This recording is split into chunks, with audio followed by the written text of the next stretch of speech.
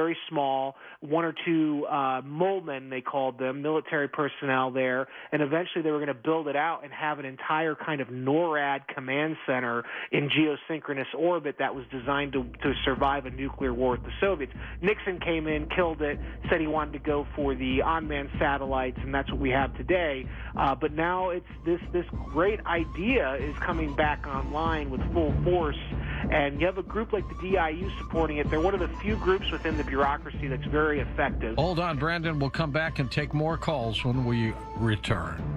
Coast Insiders, the new version of the Coast to Coast AM app, is now available for iPhone and now Android 4.0 and above. Listen live or on demand anywhere, anytime. Go to coasttocoastam.com and download it today.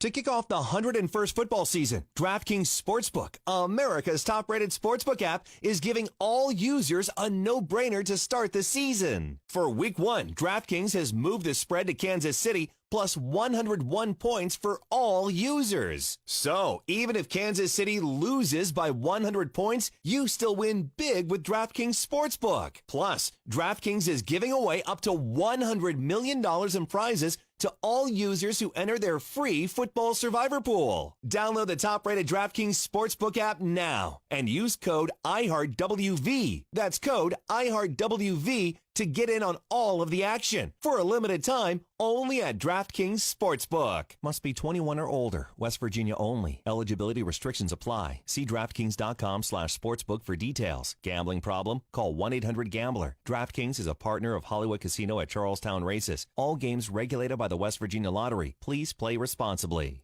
I saved big money with the Progressive Home and Auto Bundle, so I finally bought that new set of golf clubs. Watch out, Fairway. Here I come. This is not a real testimonial. Sure, customers can save big with Progressive, but your other expenses won't just disappear. Are those clubs going to help you when the hot water heater dies? Also, it sounds like your money is better spent on golf lessons. Time to go shoot the course record. No, but maybe time for a reality check. Progressive Casualty Insurance Company and Affiliate. Now, it's more important than ever to refocus on your long-term health and well-being. At Memorial Health System, you can rest assured we are doing what we can to help keep you safe. Our outpatient lab and screening location protocols include social distancing, mask wearing, additional cleaning, and the ability to wait in your vehicle until it's your turn. If you've postponed an imaging or other screening appointment due to concerns about the spread of illness, now is the time to come get them done. Expecting the unexpected. It's what we do. Memorial Health System. Expect more. Opportunity is knocking. At Goodwill, we are hiring. Open interviews happen every Tuesday from 11 a.m. to 1 p.m. in Vienna and Ripley. Be interviewed on site with same-day conditional hiring. Both full and part-time positions are available. You can download an application at goodwillkv.com/jobs. Because we serve 20 counties, Goodwill KV is a great start with open interviews every Tuesday. At Goodwill, you donate, we train, lives change. Burger King asks people to choose between a mini shake and $1. So hot out right now, if this is going to solve all of that. It's actually fire. Big things come in small packages. Introducing the BK Mini Shake, freshly prepared for just $1. Your way, way better. This is why I woke up this morning. As a single mom, I needed a career that was right for me and my daughter.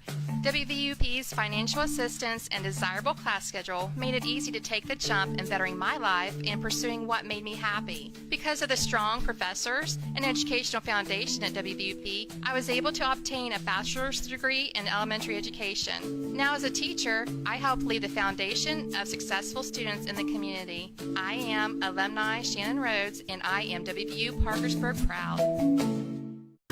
The free iHeartRadio app is #1 for music, radio, and podcasts, all in one. Discover a new podcast from our library of over 350,000 titles. Here's an iHeartRadio podcast preview. Peter Bogdanovich is a man of many Peter Bogdanovich burst upon the film world. Bogdanovich is best known as a director of films like The Last. Peter Bogdanovich helped change the way movies were made, starting with his first hit in 1971, The Last Picture Show. thought you might want to go to the picture show. Yeah, might as well go. At age 31, he became one of the hottest directors in Hollywood. All his life, he's wanted to make movies, and he did. His self-confidence. He knew what he wanted to do. Now, this movie fan is a successful director. Peter's career was kind of the ultimate triumph of the film critic, film nerd, film buff. And he liked being in love. Peter and I, we were the first unmarried couple on the cover of People magazine. Oh, horrors. You have her, you have 4 pictures in a row that make... People hated them.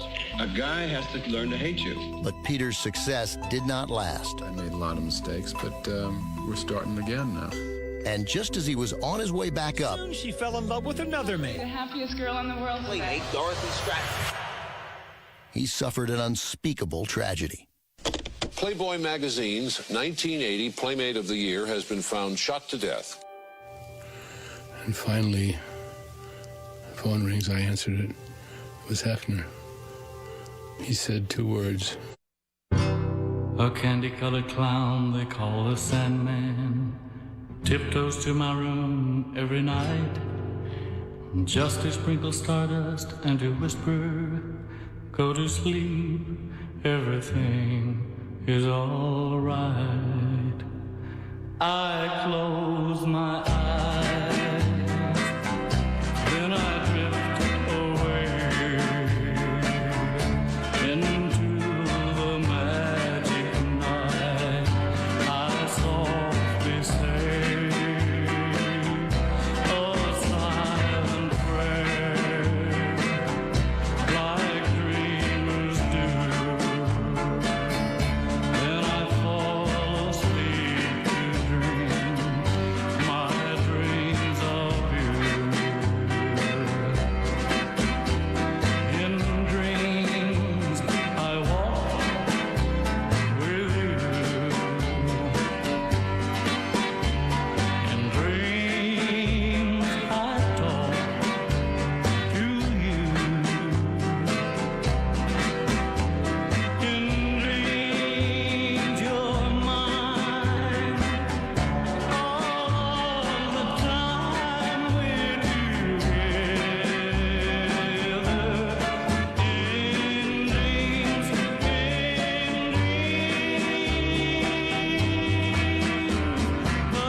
To talk to George Norrie, call the wildcard line at 818-501-4109. The first-time caller line is 818-501-4721. To talk toll-free from east of the Rockies, call 800-825-5033. From west of the Rockies toll-free, call 800-618-8255. To reach George via Skype, use Skype name George97313. Send George a text message anytime at 818-298-6521. This is Coast to Coast AM with George Norrie. Well, next hour, James Whittaker joins us as we talk about his work, Think and Grow Rich, The Legacy. We're going to talk a little bit about Napoleon Hill and the amazing things he did back many, many years ago. Well, it's Wednesday, and that means a couple more programs from the Art Bell Vault for you Coast Insiders. The Art Bell Vault vintage shows added every week, and we've added 2 more shows this week on the topic of remote viewing. So we have a show from 1998. Art spoke to Dale Graff, the former director of the U.S. Army's Project Stargate. And then we have a second show from 2001. Art's guest was social scientist Marilyn Schlitz, Ph.D. So this is all classic audio, heard without interruption. How do you get this classic audio? Easy enough. Just head over to coasttocoastam.com, the website. All the info is right there. Absolutely. You become a Coast Insider. You get to be able to grab that video and audio and have some great times. And it's only 15 cents a day. I'm a Coast Insider because now I have 24/7 access to the best show ever, Coast to Coast AM. Hi, it's Teresa. I love being an insider because the shows I listen to, I always appreciate the diversity of thoughtful insights it brings me on a variety of topics on Coast to Coast. The show has challenged me to think deeper and to broaden my horizon. There you go. 15 cents a day. Just go to coasttocoastam.com to become a Coast Insider. We're going to be back in a moment and take final calls with Brandon Reichert as we talk about winning space. And now, here's something to look good. With age, our skin loses its elasticity. The most common complaints are under eye bags, wrinkles, crow's feet, and eyebrow sag. Now, diminish those visible signs of aging in mere minutes. Instantly Ageless from HealthyLooking.com is a velvety microcream that, when applied lightly, reveals visible, toned, lifted skin. Instant beauty. Stunning results for women and men. Instantly Ageless was a hit on The Rachel Ray Show. Board-certified dermatologist Dr. Whitney Bowe. If you're looking to try to turn back the clock on a budget, in the privacy of your own home, but actually there's some recent technologies emerging, almost like changes the behavior of the skin while it sits on the skin. So we're going to test it out. All right, we're going to try a product here. It's more accessible, right? Ageless. We'll go backstage, we'll test it out. It's a cream. You literally just put it on. So we'll put on a really thin layer, and we're going to see if it sort of lives up to its claims. Difference. And then she went off to try a product called Instantly Ageless. Yeah. Instantly, you could see a difference. Even the cameraman were like, wow, look at the difference. Yeah. But I would definitely use this product. This product, within minutes of applying it, it was actually a very dramatic rejuvenation. Get your Instantly Ageless now at our exclusive website, HealthyLooking.com, or by phone at 800-604-3129. That's 800-604-3129. Within minutes, you can take years off your looks and reveal visibly toned, lifted skin. Try our starter kit, postage paid, for only $19.99, or stock up with a full-sized box at a newly reduced price. Not available in stores. Instantly Ageless at HealthyLooking.com or 800-604-3129. Instantly Ageless from HealthyLooking.com.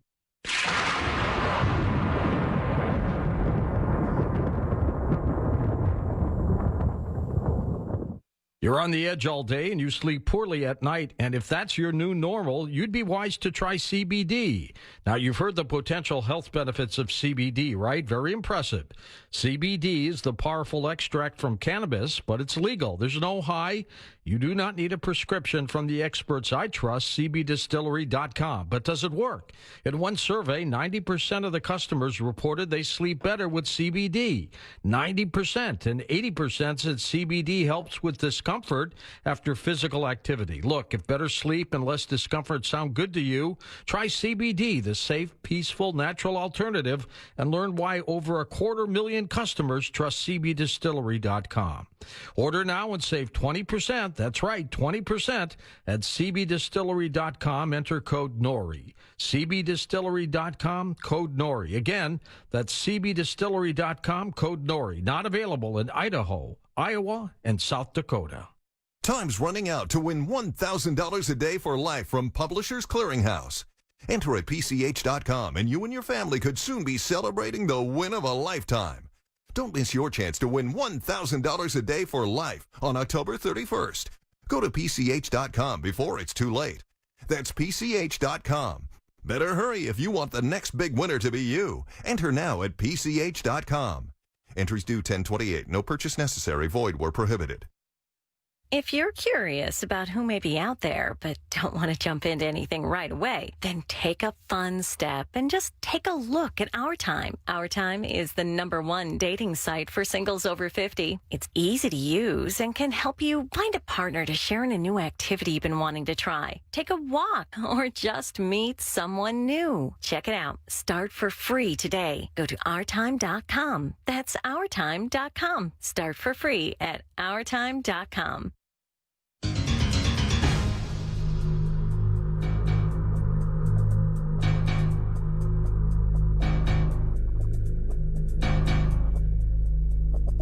And welcome back. Our final segment with Brandon Weichert as we're talking about his work, of course, called Winning Space, How America Remains a Superpower. Do you ever see the day, Brandon, where we'll have an independent group like Spectre from James Bond trying to do what they do? Who knows? I think there's a lot of stuff going on in the covert world right now that we are barely aware of. So who knows? Back to the phones. Daryl is truck driving in Florida, and welcome to the program. Hi, Daryl. Thank you. I appreciate you taking my call, George. And Brandon, here's the deal. You're spot on, dude. Thank you. I'm ex-military, and for lack of a better word, what we used to call a spook. Mm-hmm. And look, squared up. China is the worst possible thing going on right now. Yep. They are they're embedded in us like a tick. Yep. They're everywhere. They're all over us. And look, I mean, when I first went in the military, it was all about Russia. And we were all about trying to figure out their tactics, trying to figure out what they're doing. They were all about what they're going to do about Europe. But here's the thing. Literally the last 15 years, it's China. Yep. And they're in us. They're on us. They got us. They got us by the nads. And I appreciate what you're doing, what you're saying, and I need you to keep doing it. And I'm doing everything I can on every level of social media that I can do to push this forward. And thank you for what you're doing. I appreciate you. I don't know what else to say at this point. Okay, thanks for your service, Daryl, as well. Go ahead, Brandon. Well, I mean, Daryl makes an excellent point. Back in the Cold War, we ultimately were able to defeat the Soviets because there really was a dividing line between us and the Soviet side of the world. It was red versus blue, as somebody who was a leading Sovietologist at the DIA once told me. The problem is today, the new Cold War, if you want to call it that, I think of it as a quasi-war with China, is that China is embedded in our system. They are essential for the global supply chain. I mean, we saw this with COVID-19 when suddenly antibiotic production was being disrupted because most of our antibiotics we'd outsourced the production to China. I mean, everything is outsourced to China. I tell audiences there's a pattern of development where we're talking with China, and it started with manufacturing. So they wanted manufacturing from us, and they got it in the 80s, and basically they used the money they made from being the sweatshop of the world and reinvested that into science, technology, engineering, math, STEM education. And since the 90s, they've basically sent their best and brightest to Western universities. Those people have gotten the information they need, the knowledge they need from Western universities. And they paid for the education, right? That's right. And they brought it back to China, built out the capability from there, and now you have China competing with us in the high technology-based white-collar economy, the one area where everybody who was for opening up to China said they could never compete with us in, and now you see it happening. And the physical manifestations in space, but it's also in things like quantum computing, where China now has a quantum internet. We don't, they do. The Chinese built out the first 5G networks. We're starting to do it, but we're coming from behind. We should be investing now in 6G. China. And they also invented the coronavirus. Possibly that is a theory. One way or the other, though, the Chinese are in a Wild West setting in terms of biotech research. They're doing, they're really working hard on getting human cloning by 2050. This is a plan that Xi Jinping has, and Sinogene is a company that has been heavily involved in this. And if you look at the board of Sinogene, it's a who's compendium of Western pharmaceutical executives, and this is a leading Chinese company that is using a no-holds-barred approach to genetic engineering and using CRISPR to do all sorts of research. And when it comes to COVID, whether it came from a lab or not, one thing we do know is that the Chinese government knew about this outbreak long before we did, and they let people leave Wuhan and travel the world and spread it around the world before they had to finally admit that this was a pandemic.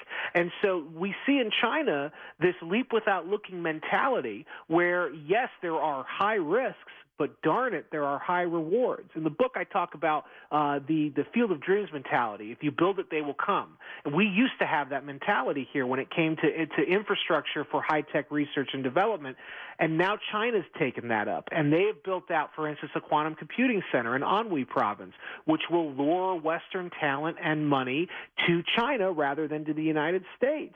The AI research facility that Google's interested in doing work in Beijing, this is because the the Chinese are spending their tax dollars to build these systems out there. And then they get Westerners to come and innovate for them, and then the Chinese government gets all the reaps the reward of those innovations. There's a great example, Google X Prize. They developed an alloy that's as light as plastic and durable as titanium. The only problem was Google was going to need to fork out $200 million to make this thing viable for an experiment to prove if it could be used for aerospace development. Well, Google wasn't going to hand over that kind of money for the project, so they shelved it. If it were China, if the company couldn't do it, China would step in with tax dollars and say, yeah, we'll throw money at that. Maybe it doesn't work, but if it does, look at the strategic advantages we're going to have. Good point. Mike in Denver. Hey, Michael, take it away. Hey, good morning, George. Morning. Thank you so much for taking my call. Wow, excellent interview. This is really the best part of my day. Thank you. You can't wait to come home to listen, right? Absolutely. Brandon, I wanted to, first of all, thank you for your work and your research into Space Force. As a younger person myself, I think this is very important to kind of my age group, the millennials, and I have a lot of personal appreciation for it. I had a comment and a question tonight for you. So 1997, Bill Clinton launched the Cassini space satellite to explore Saturn and its moons and its rings. And, that was a very important a launch on Bill Clinton's end. And, when we look at different satellites like Cassini throughout the history of our time, I think they all have the main objective to figure out why we're here and if we're really alone in the universe, right? And I wanted to kind of get your opinion on, with Trump's Space Force, what role do these modern satellites play in the Space Force? Thank you. Well, in terms of systems like Cassini, that would be more of a NASA program, and so what's left of NASA, I guess, right? Right, exactly, and that's the problem. This is why we're going to need SpaceX and other startups to kind of make up the difference there.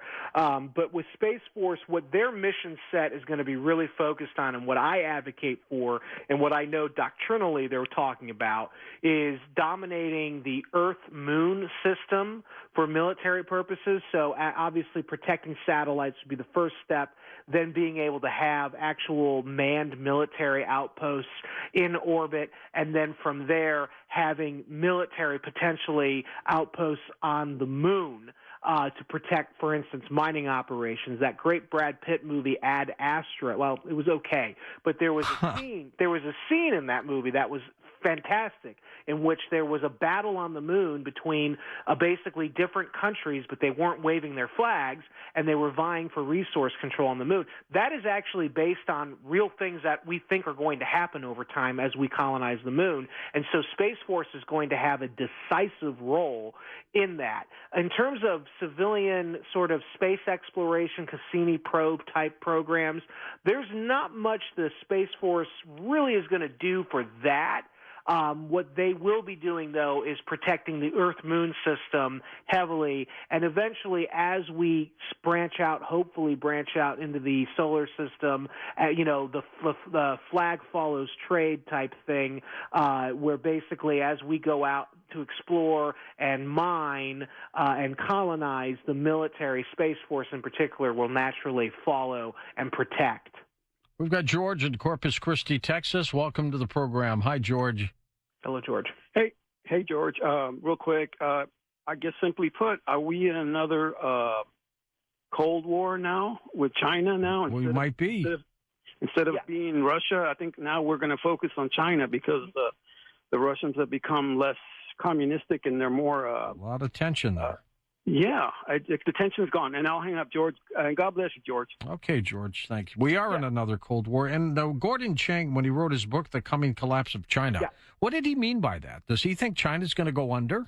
Well, yes, and now he jokes on the lecture circuit, he had the timing wrong, but I think that he still thinks the natural kind of self-destructive seeds are still sown within that authoritarian system. It's just that we're going to, and what I say, because we do joint lectures together, I always say is, look, I think that yes, that the authoritarian model ultimately will not work. It's just a question of when it collapses. So we can't rest on our laurels. Too often we take a deterministic view of history and say, well, if it's going to collapse, don't worry about it. But in the meantime, it took 70 years for the Soviet Union to collapse, and they weren't as integrated into the global economy as China is. And in terms of the Cold War, I once made the mistake last May at a meeting with Cyber Command officials. I said, yeah, we're kind of in a new Cold War. And the guy from Cybercom said, Cold War? He goes, son, I'm in a hot war. Every day I go into the office, I'm battling these people in cyberspace. He goes, it's a hot war to my guys. And so, that's why I corrected earlier and said it's more of a quasi-war, because if you look at what's going on, they are engaging us. I mean, they are, doing things in orbit. They are doing things in cyberspace in particular, in the information warfare area. In the EM spectrum, they're trying to disrupt significantly. There's an argument now, is the EM spectrum another domain now of warfare, like space, cyber, air, land, and sea? And I think there's an argument to be made there.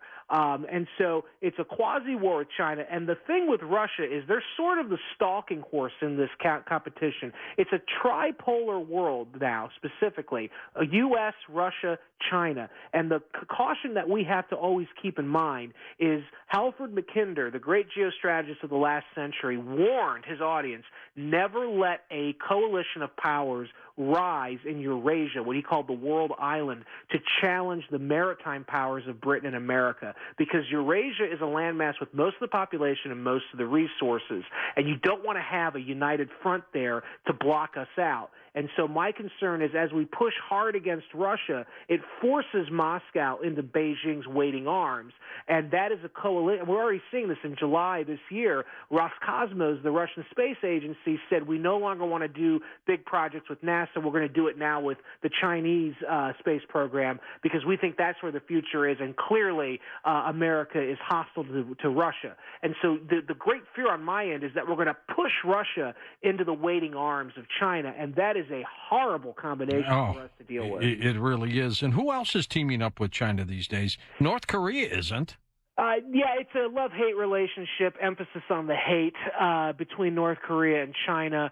You've got countries in Latin America, for instance, Patagonia region has this brand new Chinese space satellite ground station that's a huge threat to us. I know Special Forces is very worried about the terrestrial node there in Latin America. They're making inroads with various African countries.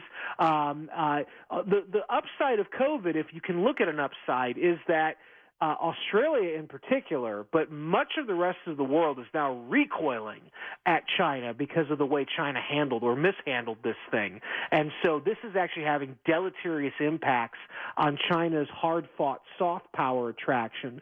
And so there are some cleavages that we could exploit there, and we are starting to with our allies in Australia, Japan, and even India. But China has friends. They've got a lot of friends in Latin America. They've got a lot of friends in Africa, in the developing world, and also even there are sympathizers, although not as much right now, but there were sympathizers in Germany, sympathizers in France even. The Europeans are just money hungry, and so if it wasn't for COVID, we would be seeing a much closer relationship, particularly between Germany and China. That's cooling now, but that could be reactivated any moment, and so we have to be very cautious of that.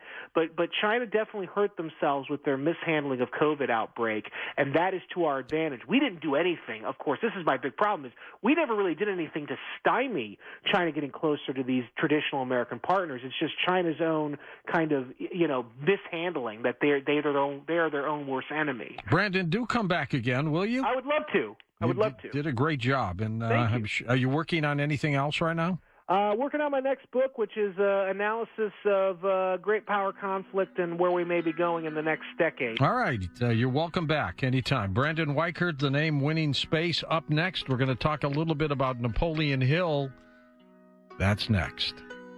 The Coast website is now conveniently optimized for mobile devices. If you're a Coast insider, you can listen to live and past shows right on your phone. Just visit coasttocoastam.com on your iPhone or Android browser.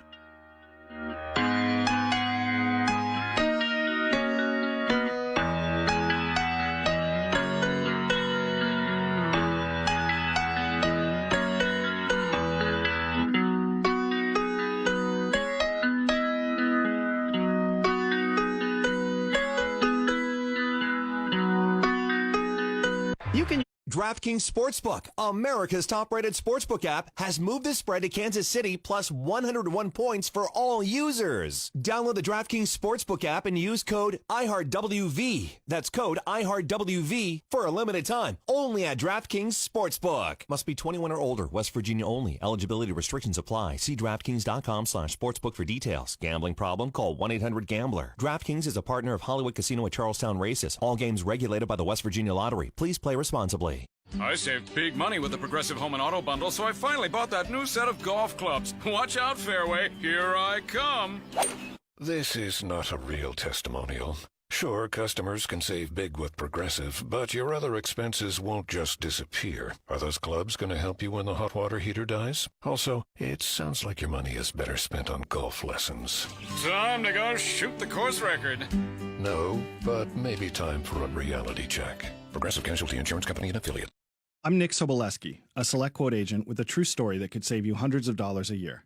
A woman named Linda just called. Her husband, Ray, has a $300,000 group life insurance policy, but is changing jobs and can't take it with him.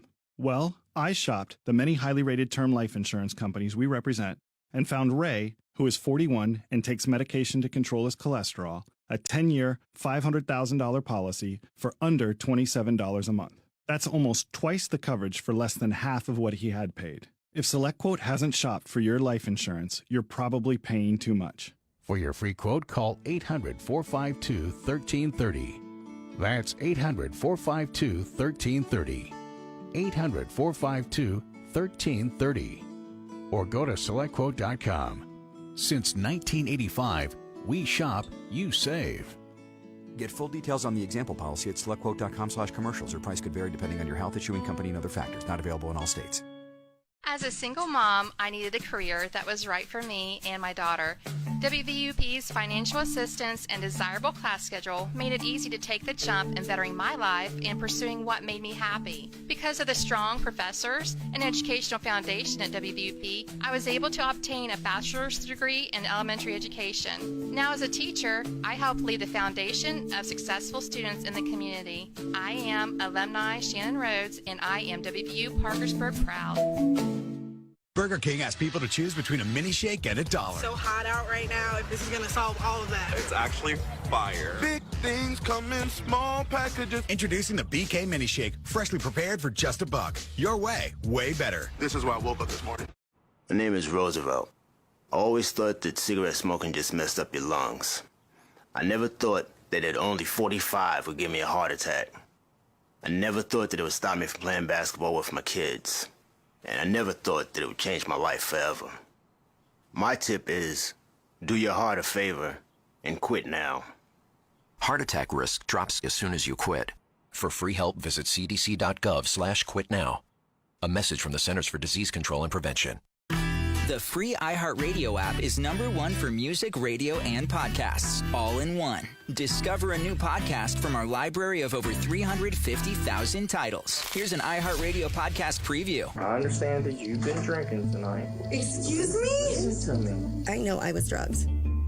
It felt like I was trying to convince them or something. She's drunk, so we don't know how much we can believe that her. There was so much talk about make a case for the prosecutor. I felt like the prosecutor was the Wizard of Oz. A defense is always going to say if there's DNA, it's he said, she said, or vice versa. We have reviewed case files where only the victim was interviewed. The suspect was never interviewed. I'm not going to sit here and allow you to act like my detectives are not thoroughly investigating cases. The results of a year-long look at how rape cases are investigated in Louisville, Kentucky. Why most people accused of rape will never face any consequences. They won't be convicted or even arrested. And the authorities will probably close the case anyway. It's the first season of Dig. Listen and follow this podcast for free on the iHeartRadio app. #1 for music, radio, and podcasts, all in one. DraftKings Sportsbook, America's top-rated sportsbook app, has moved the spread to Kansas City plus 101 points for all users. Download the DraftKings Sportsbook app and use code IHEARTWV. That's code IHEARTWV for a limited time, only at DraftKings Sportsbook. Must be 21 or older, West Virginia only. Eligibility restrictions apply. See DraftKings.com/sportsbook for details. Gambling problem? Call 1-800-GAMBLER. DraftKings is a partner of Hollywood Casino at Charlestown Races. All games regulated by the West Virginia Lottery. Please play responsibly. I saved big money with the Progressive Home and Auto Bundle, so I finally bought that new set of golf clubs. Watch out, fairway. Here I come. This is not a real testimonial. Sure, customers can save big with Progressive, but your other expenses won't just disappear. Are those clubs going to help you when the hot water heater dies? Also, it sounds like your money is better spent on golf lessons. Time to go shoot the course record. No, but maybe time for a reality check. Progressive Casualty Insurance Company and Affiliate. Now, it's more important than ever to refocus on your long-term health and well-being. At Memorial Health System, you can rest assured we are doing what we can to help keep you safe. Our outpatient lab and screening location protocols include social distancing, mask wearing, additional cleaning, and the ability to wait in your vehicle until it's your turn. If you've postponed an imaging or other screening appointment due to concerns about the spread of illness, now is the time to come get them done. Expecting the unexpected. It's what we do. Memorial Health System. Expect more. Opportunity is knocking. At Goodwill, we are hiring. Open interviews happen every Tuesday from 11 a.m. to 1 p.m. in Vienna and Ripley. Be interviewed on site with same-day conditional hiring. Both full and part-time positions are available. You can download an application at goodwillkv.com/jobs. Because we serve 20 counties, Goodwill KV is a great start with open interviews every Tuesday. At Goodwill, you donate, we train, lives change. A scholarship opportunity at WVU Parkersburg enticed me to attend the college decades ago. It was the best decision I could have made. Finding a campus that welcomed me, encouraged me to succeed, and helped me get my first newspaper job.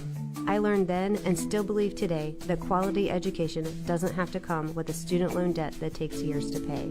Today, I am honored to work at WVU Parkersburg as the Vice President of Institutional Advancement. I am Tori Jackson, and I am WVU Parkersburg proud. We asked college kids if they would get up early for a Burger King croissant. No, it's too early. I didn't even know Burger King had breakfast. This is good. This is better than what I usually eat. Definitely worth waking up for. The BK croissant. Get 2 for $4 or mix and match it with a biscuit sandwich. Your way, way better. iHeartRadio goes one-on-one with Neil Sean of Journey to ask if he ever got caught up in the rock star image. You know, I love playing. It's like the whole, rock star label thing I've never been into. I always considered myself a guitar player at the foremost, and, always respected and loved other, musicians that were musicians. And so, I continue to try to aspire and get better. Keep listening to iHeartRadio for more Neil Sean and all your favorite artists.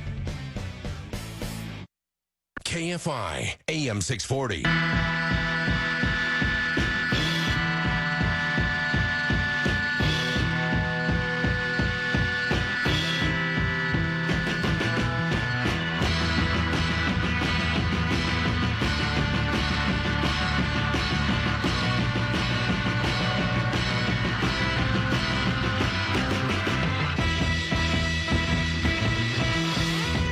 Set me free. What's up, you babe? Get out my life. What's up, you babe? You really don't want me. You just keep me hanging on. Your real head don't need me.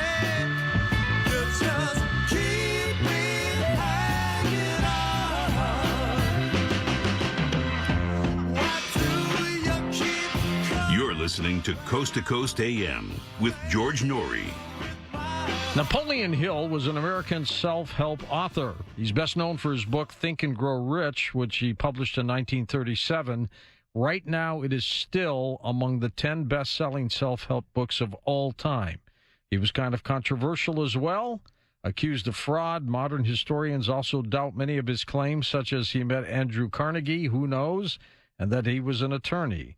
Gizmodo has called him the most famous con man you've ever heard of. Nonetheless, his book has helped a lot of people. In a moment, a modern-day Napoleon Hill without the problems. James Whitaker joins us. His book is called Think and Grow Rich, The Legacy, and he's next on Coast to Coast AM. Well, this election indeed is a cliffhanger, and many polls have Joe Biden slightly ahead of President Trump, but did a pollster ever question you? Do you know yet? Probably not. Well, Newsmax TV is asking you to take part in their Newsmax presidential poll. And you can vote instantly with your cell phone for the president or Joe Biden just by texting the word river to 39747, and then you can vote. Take the Newsmax poll. It's kind of fun, it's quick, and it's easy. And make your voice heard.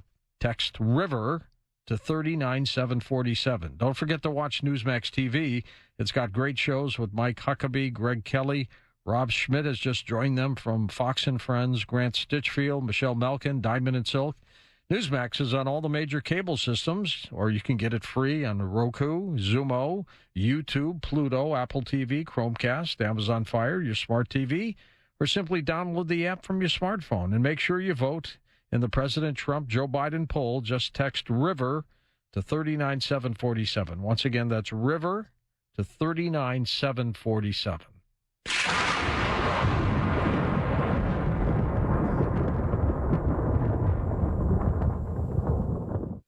iHeartRadio's new podcast, Criminalia, explores the intersection of history and true crime. Criminal activities linger in the margins of history, and Lady Poisoners offer up some of the most compelling tales. But were they perpetrators or sympathetic characters? We're going to find out. Nellie, it would turn out, was also a fellow poisoner. Listen to Criminalia on the iHeartRadio app or wherever you get your podcasts.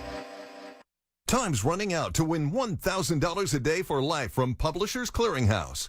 Enter at PCH.com and you and your family could soon be celebrating the win of a lifetime.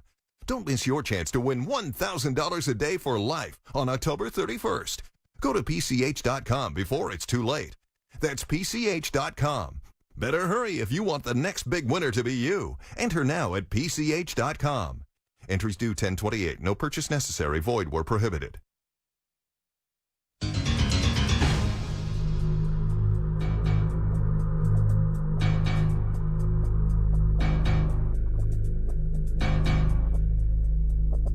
And welcome back to Coast.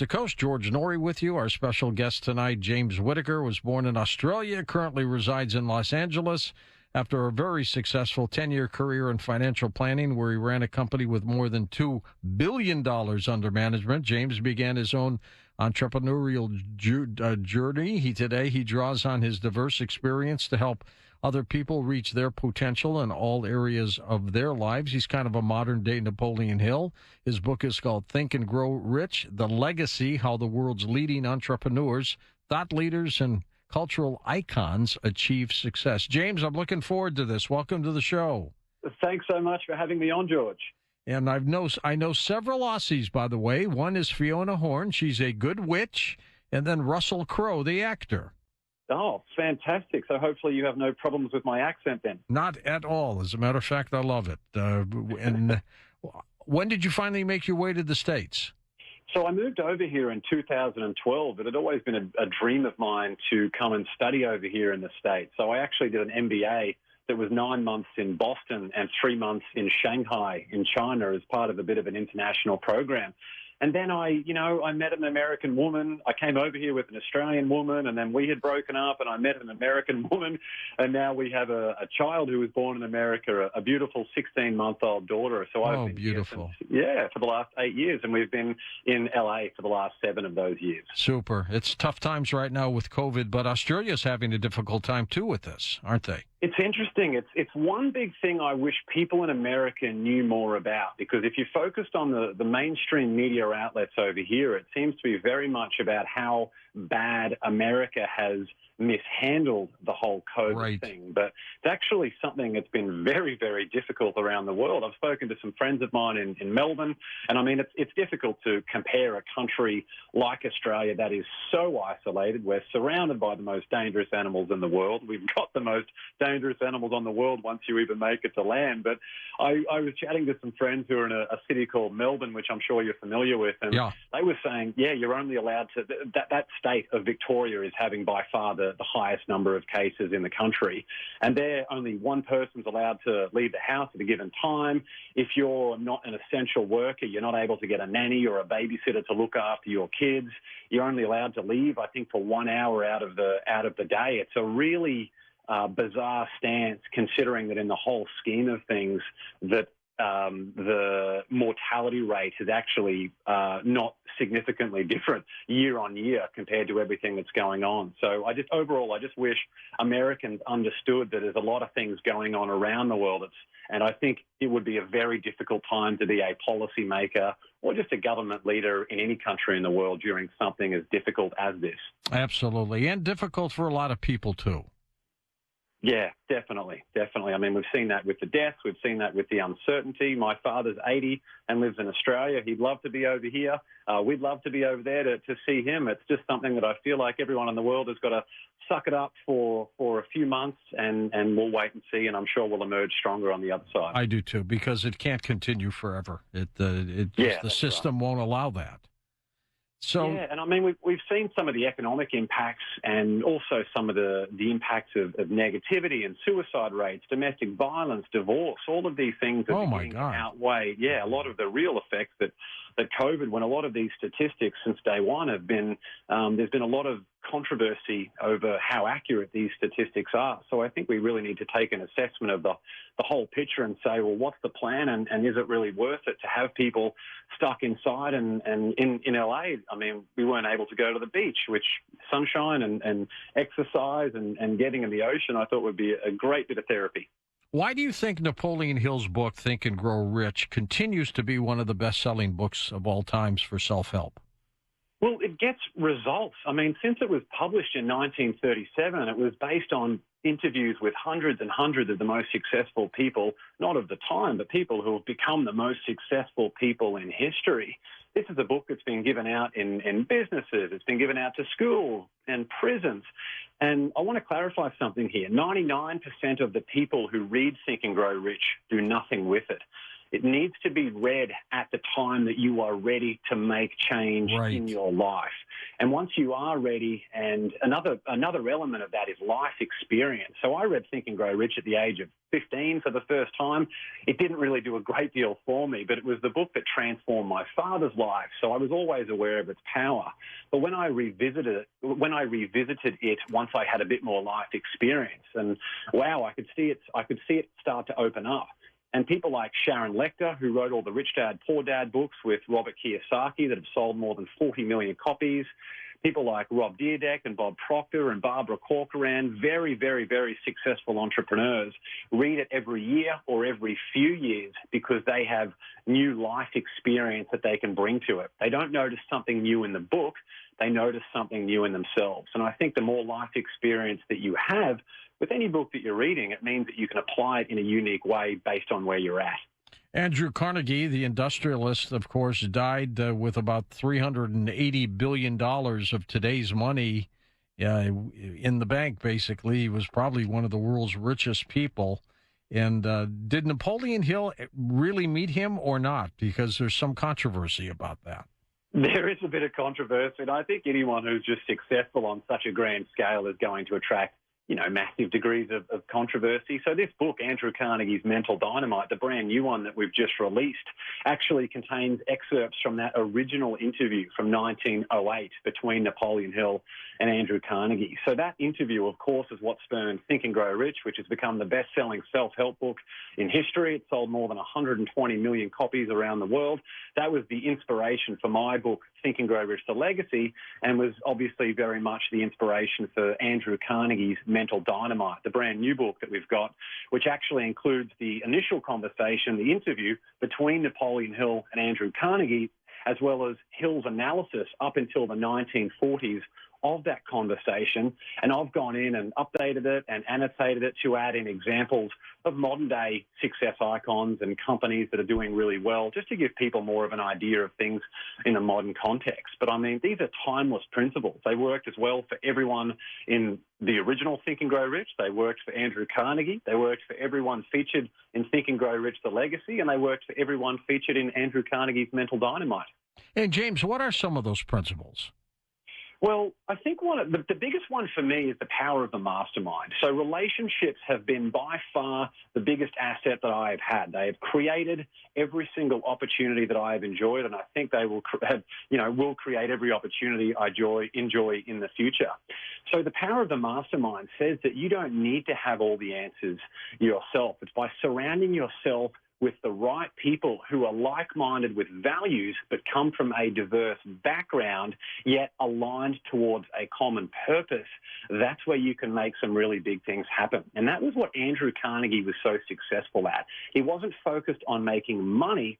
He was focused on making people, and he had a very, very big vision.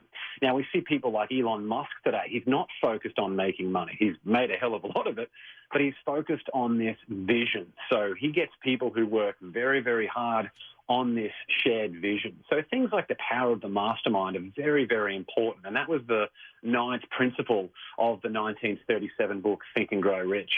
And in this new book, Andrew Carnegie's Mental Dynamite, the first principle we talk about there is self-discipline, because we see everything that's going on. Everyone wants to change the world, but to change the world, you first need to change yourself. And the first step towards doing that is first having control over your own thoughts, because it's your thoughts that ultimately become your beliefs, which ultimately becomes your actions. So there's some of the things that we talk about in these books that have worked for everyone. It doesn't matter your financial starting point or what perceived misfortune you've had in the past. How did they get these techniques? Was it trial and error? How did they pick them up? I think history has shown that there's a lot of trial and error in everything that's going on. So during this conversation, Andrew Carnegie challenged Napoleon Hill, who was a young reporter at the time. He was a young reporter from Wise County in Virginia and had made it to New York to have this interview with Andrew Carnegie, to interview him for a magazine story. And Carnegie said to him, basically asked him if he would dedicate years and years of his life if he introduced him to some of the most successful people who ever lived, people like Thomas Edison and Alexander Graham Bell and Henry Ford, real titans of industry. And, of course, Carnegie himself, who not only was, I think, the third wealthiest person in the history of the world, I think he's also the number one philanthropist. The money that he created or that he gave away has created more than 7,000 libraries. So what Napoleon Hill did after that was go and spend 20 years interviewing more than 500 of the most successful people of that time, who history now reveals were some of the most successful people who ever lived. And he packaged all of those lessons together into an achievement philosophy, because Andrew Carnegie was frustrated that a lot of the philosophers traditionally, it was a little bit airy-fairy what they were talking about. He wanted an achievement philosophy that would basically give you answers to every single situation that you would find yourself in, so you could achieve success as you defined it. And I mean, all the people that I've gone and interviewed firsthand as a result of this is, the proof is in the pudding. You know, it's the results that have happened, the transformations that have occurred as a result of the people who have read this book and they have taken that purposeful action. And now, like Carnegie, they're focused on giving everything away. They're losing themselves in boldly being of service to other people, because another big theme of this book is that to find yourself, you need to lose yourself in the service of others. Absolutely. Well, now, how many people do you think are, if you look at 100 people, how many of them do you think are successful? Oh, I think, first of all, we need to think about what the metrics of success are. So I think basically if you have financial freedom, which a lot of people, there is a big misconception around being wealthy. A lot of people give it a little bit of a false connotation, thinking that it's something bad or that it should be used specifically for material purchases. But actually having more financial resources at your disposal actually enables you to contribute more to the causes that you care about. So a lot of people now, with this big push towards socialism, I'm not sure how serious it is, but it would essentially neutralize that entrepreneurial spirit, that it actually funds almost all of the non-profit work and things that we need to help standards of living and help people who need it the most. So it's a hard question for me to answer, but I think ultimately it is up to the individual to define what metrics of success are for them. But I think being healthy, knowing what success looks like to you each day, and having positive relationships and doing work that you enjoy. Napoleon Hill plays a large part of this book that you have, Andrew Carnegie's Mental Dynamite. Because as you said, he went to just do a story on Carnegie. He ended up falling for him in terms of what he did. He did, yes. So after Carnegie challenged him to give up so much of his life, but a big part of that was that he wasn't going to get paid a single dollar.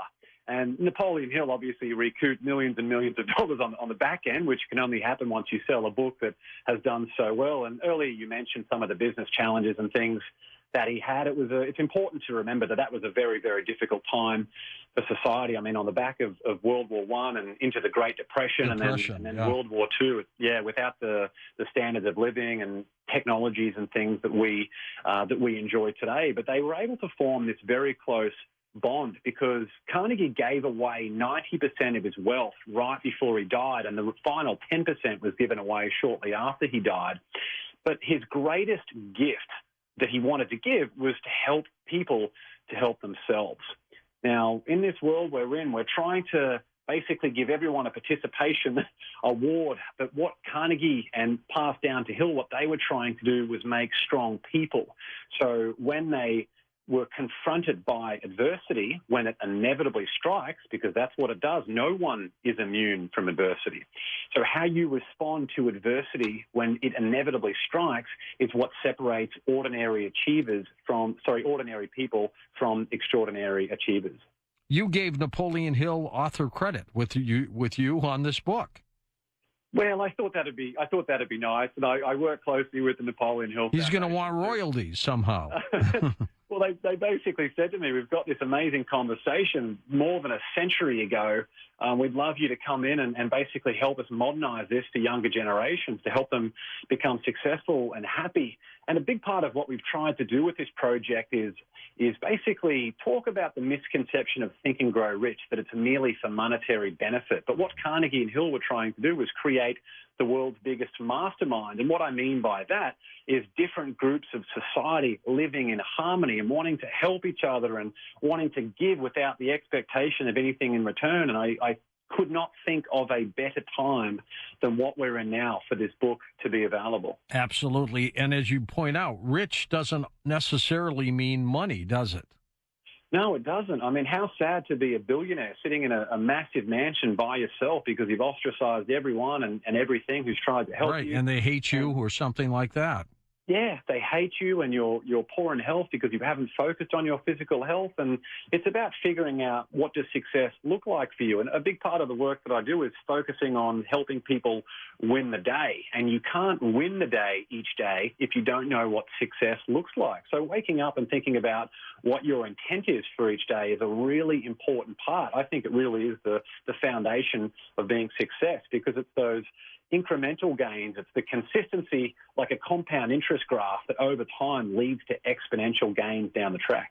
While I was driving to the studio today, James, there was a homeless man standing at the corner holding up a little sign saying, "Please help me." And, I just have to help these folks when I go by them. I mean, I just have to.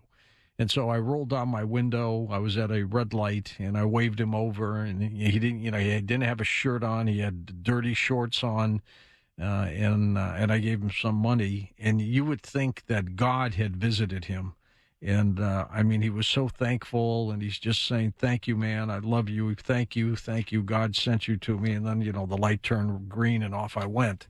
But I helped him. But for him, this book of Andrew Carnegie's Mental Dynamite, or your other one, Think and Grow Rich, The Legacy, that was rich for him.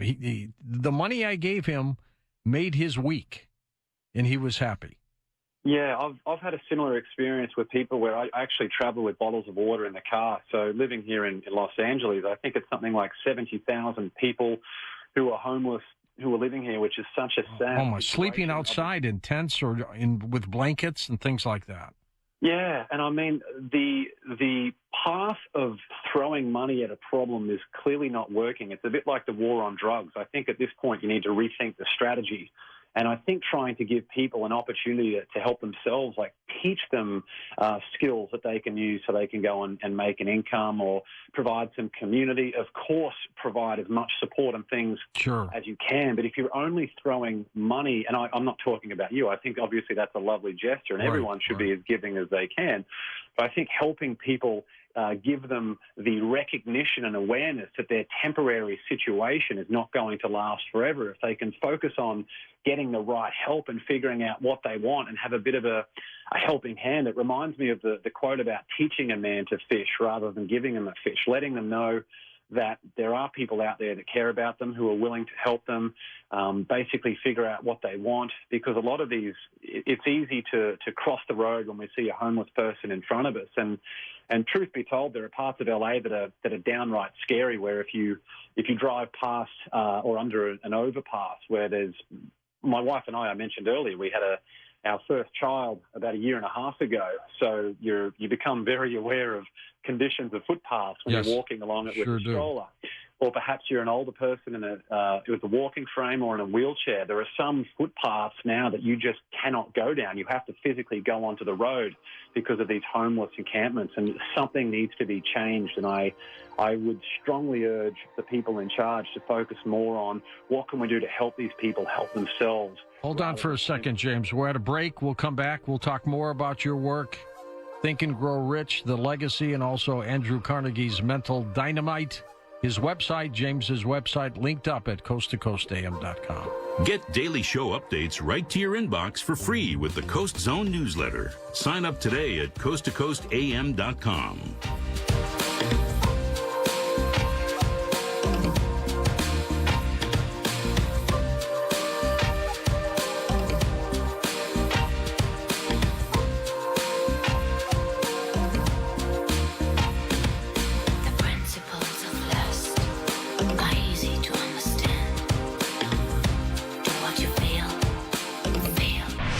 DraftKings Sportsbook, America's top-rated sportsbook app, has moved the spread to Kansas City plus 101 points for all users. Download the DraftKings Sportsbook app and use code IHEARTWV. That's code IHEARTWV for a limited time, only at DraftKings Sportsbook. Must be 21 or older, West Virginia only. Eligibility restrictions apply. See DraftKings.com/sportsbook for details. Gambling problem? Call 1-800-GAMBLER. DraftKings is a partner of Hollywood Casino at Charlestown Races. All games regulated by the West Virginia Lottery. Please play responsibly. And now a game of Commercial Chicken, brought to you by Progressive, where we see how long Flo can go without talking about insurance. Ready? Go. Oh, hi. Okay, guess we should talk about something. Kind of tough to be put on the spot. Not sure what to say. But I know what I'm definitely not talking about. Drivers who switch to Progressive could save big. Okay, you win. We can't help but save customers money. Progressive Casualty Insurance Company and Affiliate. Come, put your life on pause for a moment. Just sign up and register to win a gorgeous diamond ring. Hi, I'm Jean Ford of Mel's Diamond House, and we're celebrating 30 years with 30% off everything. We came to Vienna in 1990 and fell in love with everyone. Our store is full of lovely merchandise for every occasion. Come in now, save 30% and register to win a beautiful diamond ring. It's our personal thank you for 30 years of wonderful business. Now, it's more important than ever to refocus on your long-term health and well-being. At Memorial Health System, you can rest assured we are doing what we can to help keep you safe. Our outpatient lab and screening location protocols include social distancing, mask wearing, additional cleaning, and the ability to wait in your vehicle until it's your turn. If you've postponed an imaging or other screening appointment due to concerns about the spread of illness, now is the time to come get them done. Expecting the unexpected. It's what we do. Memorial Health System. Expect more. Opportunity is knocking. At Goodwill, we are hiring. Open interviews happen every Tuesday from 11 a.m. to 1 p.m. in Vienna and Ripley. Be interviewed on site with same-day conditional hiring. Both full and part-time positions are available. You can download an application at goodwillkv.com/jobs. Because we serve 20 counties, Goodwill KV is a great start with open interviews every Tuesday. At Goodwill, you donate, we train, lives change. In 2017, I received my Regents Bachelor of Arts degree from WVU Parkersburg at the age of 59. As a non-traditional student, the help and encouragement I received from the faculty and staff was instrumental. It's never too late to get a degree, and WVU Parkersburg can make that happen. 1 year later, I applied for and landed the job of my dreams. And I am now the Alumni Relations Director of WVU Parkersburg. I am Nancy Harris, and I am WVU Parkersburg proud. We asked college kids if they would get up early for a Burger King croissant. No, it's too early. I didn't even know Burger King had breakfast. This is good. This is better than what I usually eat. Definitely worth waking up for. The BK croissant. Get 2 for $4 or 2 doubles for $5. Your way better. Hi, I'm Christy, the owner of Invisible Fence brand of West Virginia. Kristen from Morgantown writes, just wanted to tell you how happy we are with our Invisible Fence. Ben and Lucy are doing wonderful. It was such a great experience working with your company. Your technicians were great and your office staff is so helpful. Thank you so much.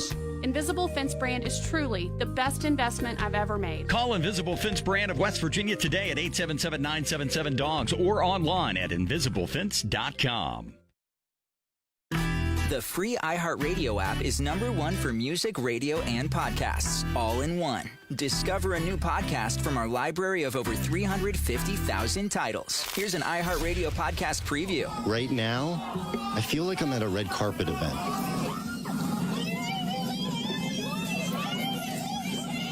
People have been waiting here for hours, lined up 3 deep, behind barricades. Back, behind the gate. Just to catch a glimpse. Step back. Get out of the way. And then the faces of this story finally emerge. I love you, Felicity. I love Desperate Housewives. But they're not flanked by publicists. Lori, do you have anything to say? Miss Loveland? Instead, police and lawyers are at their sides. Are you sorry?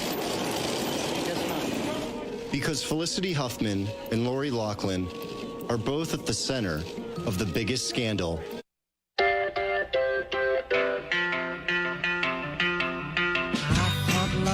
Only true in fairy tales, and for someone else, but not for me.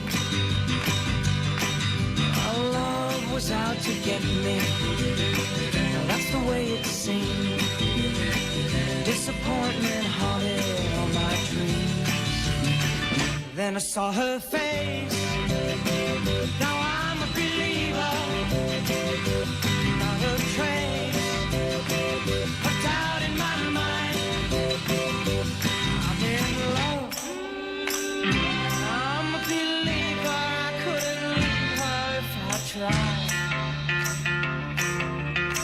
From the City of Angels, this is Coast to Coast AM with George Norrie. And, of course, we'll take your phone calls next hour with James Whitaker as we talk about Think and Grow Rich, the legacy, and Andrew Carnegie's mental dynamite, and see how it applies to you. ParanormalDate.com, cruising along, 299 people left, and we hit 99,000 signed-up members. That's it. Free to sign up and take a look at folks that are there. ParanormalDate.com. And what happens if you're interested in the 60-plus crowd? We got you covered right there. Yeah, just head over to ParanormalDate.com/seniors to meet like-minded people that are 60-plus. Unique thinkers and like-minded people. It's all waiting for you at ParanormalDate.com. And if you want to meet people with hair, here you go. If you are among the follically impaired and yearn for the days of that once thick head of hair, here's some exciting news. Dr. Nathan Newman has taken his renowned stem cell research and developed Reveal with a whole different set of ingredients, including botanicals from around the world and plant-based stem cells. Dr. Newman, what type of results are you seeing with Reveal? Most of the studies that they did on other products, it took them 2 years to see some improvement in 1/3 of the patients. In a study that we did that was even less than 6 months, we saw more than 50% of the people improve within 2 months. How about success stories? A lot of people with hair problems showing me pictures after 2 months of use, after 3 months of use of the Reveal serum on their scalp, showing me dramatic improvement in the quality of their hair. And one of the people was a woman who had lost her hair. She used it for about 6 months, and she came to me with a big smile, and she goes, "Look, you gave me my life back." And that's really why I do what I do, because I want to change people's lives for the better. And these stories give me the inspiration and the courage to go forward and develop new things, bring new technologies to the market. Reveal, great for all hair types, builds strength from within, leaving hair long-lasting with a silky feel. It's time to reverse the clock and get back that look that you once had. Reveal has recently been substantially reduced in price, so more can enjoy its life-changing benefits. chance. Genuine Reveal is available at healthylooking.com. That's healthylooking.com or by phone 800-604-3129. 800-604-3129. Reveal not available in stores for your best hair now at healthylooking.com.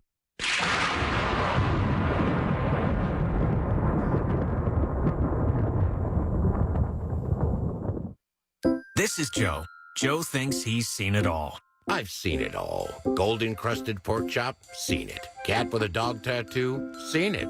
But when it comes to identity theft, Joe only monitors his credit and bank statements. Psh, credit fraud? Seen it. He doesn't realize that with so much of his personal info out there, his identity could be at risk in ways he might never know about, like a new loan in his name or his personal info for sale on the dark web. Whoa, didn't see that coming. LifeLock helps detect and alerts you to a wide range of identity threats. If there's a problem, a dedicated U.S.-based specialist will work to fix it. No one can prevent all identity theft or monitor all transactions at all businesses, but LifeLock sees threats you could miss on your own. Oh, now I see what you mean. Right now, save up to 25% off your first year with promo code NEWS at LifeLock.com. Did you just say 25% off with promo code NEWS? I did. Okay. Now I've seen everything. We're talking again with Will Curry, Chief Strategy Officer at Pure Talk USA. So, Will, a lot has changed since our listeners first heard about your company. With people looking to cut costs right now and free up cash on a monthly basis, how can Pure Talk help? We recognize that staying connected with friends and family is more important than ever, which is why Pure Talk plans start at just $20 per month. We don't lock you into expensive plan options like the other carriers do. We offer a variety of plans, so there's something that fits everyone, and you don't pay for data that you're never going to use. Right now, the average family of four is saving over $70 per month when they switch to Pure Talk. Well, I know everyone listening could benefit from an extra $70 per month. Okay, here's what you do to switch to Pure Talk. Grab your mobile phone, dial pound 250 and say, switch now. When you do, you'll also save 50% off your first month. Dial pound 250 and say, switch now.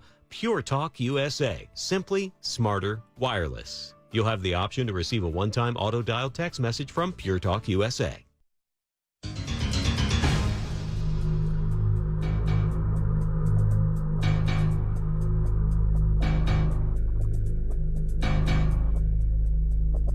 And welcome back to Coast. James Whitaker with us. James, Carnegie was 12 years old when he came here with his parents from Scotland. He was dirt cheap broke, but he turned himself into something. How did he do it? He certainly did, yes, coming all the way over to the U.S. I mean, back in the day, I think any voyage would have been a very, very big challenge. But what happened to Carnegie is that he was shown kindness early on. He was given access to this library where he could go and read a bunch of different books on things that really unleashed his imagination. And that's what really created that spark where Carnegie promised himself that he would pay it forward. If he ever found himself in a position of great wealth or in an opportunity to help others, that he would do all he could. So he also saw the dream when no one else did. He was able to think about what he was going to do and eventually became this amazing steel magnate. And it really is quite an incredible story that I think a lot of people could benefit from. Yeah, the company that everybody will know, U.S. Steel, was basically Carnegie. Huge, yes. The great steel magnate. It really is an amazing story that someone who's a penniless immigrant from Europe could come over here, or from Scotland, and able to make it big at such a difficult time. It certainly should give promise to all of us. 90% of his income and fortune he gave away too. That's what kind of philanthropist the guy was. 90%. Yeah, it's huge, and it's actually what's inspired a lot of people. There's people like Warren Buffett and Bill Gates today who are now greatly encouraged to give away parts of, significant portions, if not all of their wealth, because there's something that's been a little bit lost, which is one of those misconceptions about Think and Grow Rich, which is a big part of Carnegie's legacy, as we were talking about before the break, is that what Carnegie was trying to do was a purpose far greater than himself. He wanted to give other people the ability to help themselves, and he knew that money was simply a vehicle to be able to do that through, for example, the 7,000-plus libraries that he funded as a result of the wealth that he had built. And I mean, just think about the legacy of creating 7,000 libraries around the world. And recently, Warren Buffett said, if you're in the luckiest 1% of humanity, you owe it to the rest of humanity to think about the other 99%. And that's exactly what Carnegie thought as well. I haven't got a direct connection between Buffett and Carnegie, but that was a huge theme of Carnegie's work, was that he believed that people who were in a position of great fortune, whether they were born into it or whether they had worked into it, that they had an obligation to help those who were less fortunate than them. Of the three lessons that are necessary to help attain everything you want in your life, do you need all three to work simultaneously? They're really important. So the first one being self-discipline, which basically says that without control over thoughts, we can't have control over deeds. We can't have control over our actions. So having that self-discipline to master our emotions rather than letting our emotions get the better of us, whether it's anger or fear or anything else. And the second one is learning from defeat. And the first part of that is reframing it to something positive and temporary. So we were talking about homeless people earlier. I actually had shared something recently. It was a quote from Chris Gardner, who was from the basis for the movie The Pursuit of Happiness with Will Smith. Yeah. And he said to himself, I might be homeless, but I'm not hopeless. So thinking about whatever situation you're in, whatever adversity you have faced, that there is a way for you to move forward. And often it's basically just a way of life testing how badly we want something. And in the book, there are people like Janine Shepherd, who was hit by a truck. I mean, she had qualified for the Olympic Games, and she was literally hit by a truck before she went to the Olympics. She spent 9 months in the spinal ward, was told that she would never walk again, was told that she'd never be able to have kids. And today she travels the world as a walking paraplegic. She's got more than 1 billion views online with her, with all the different footage from her talks and things. So that learning from defeat is a really, really important piece.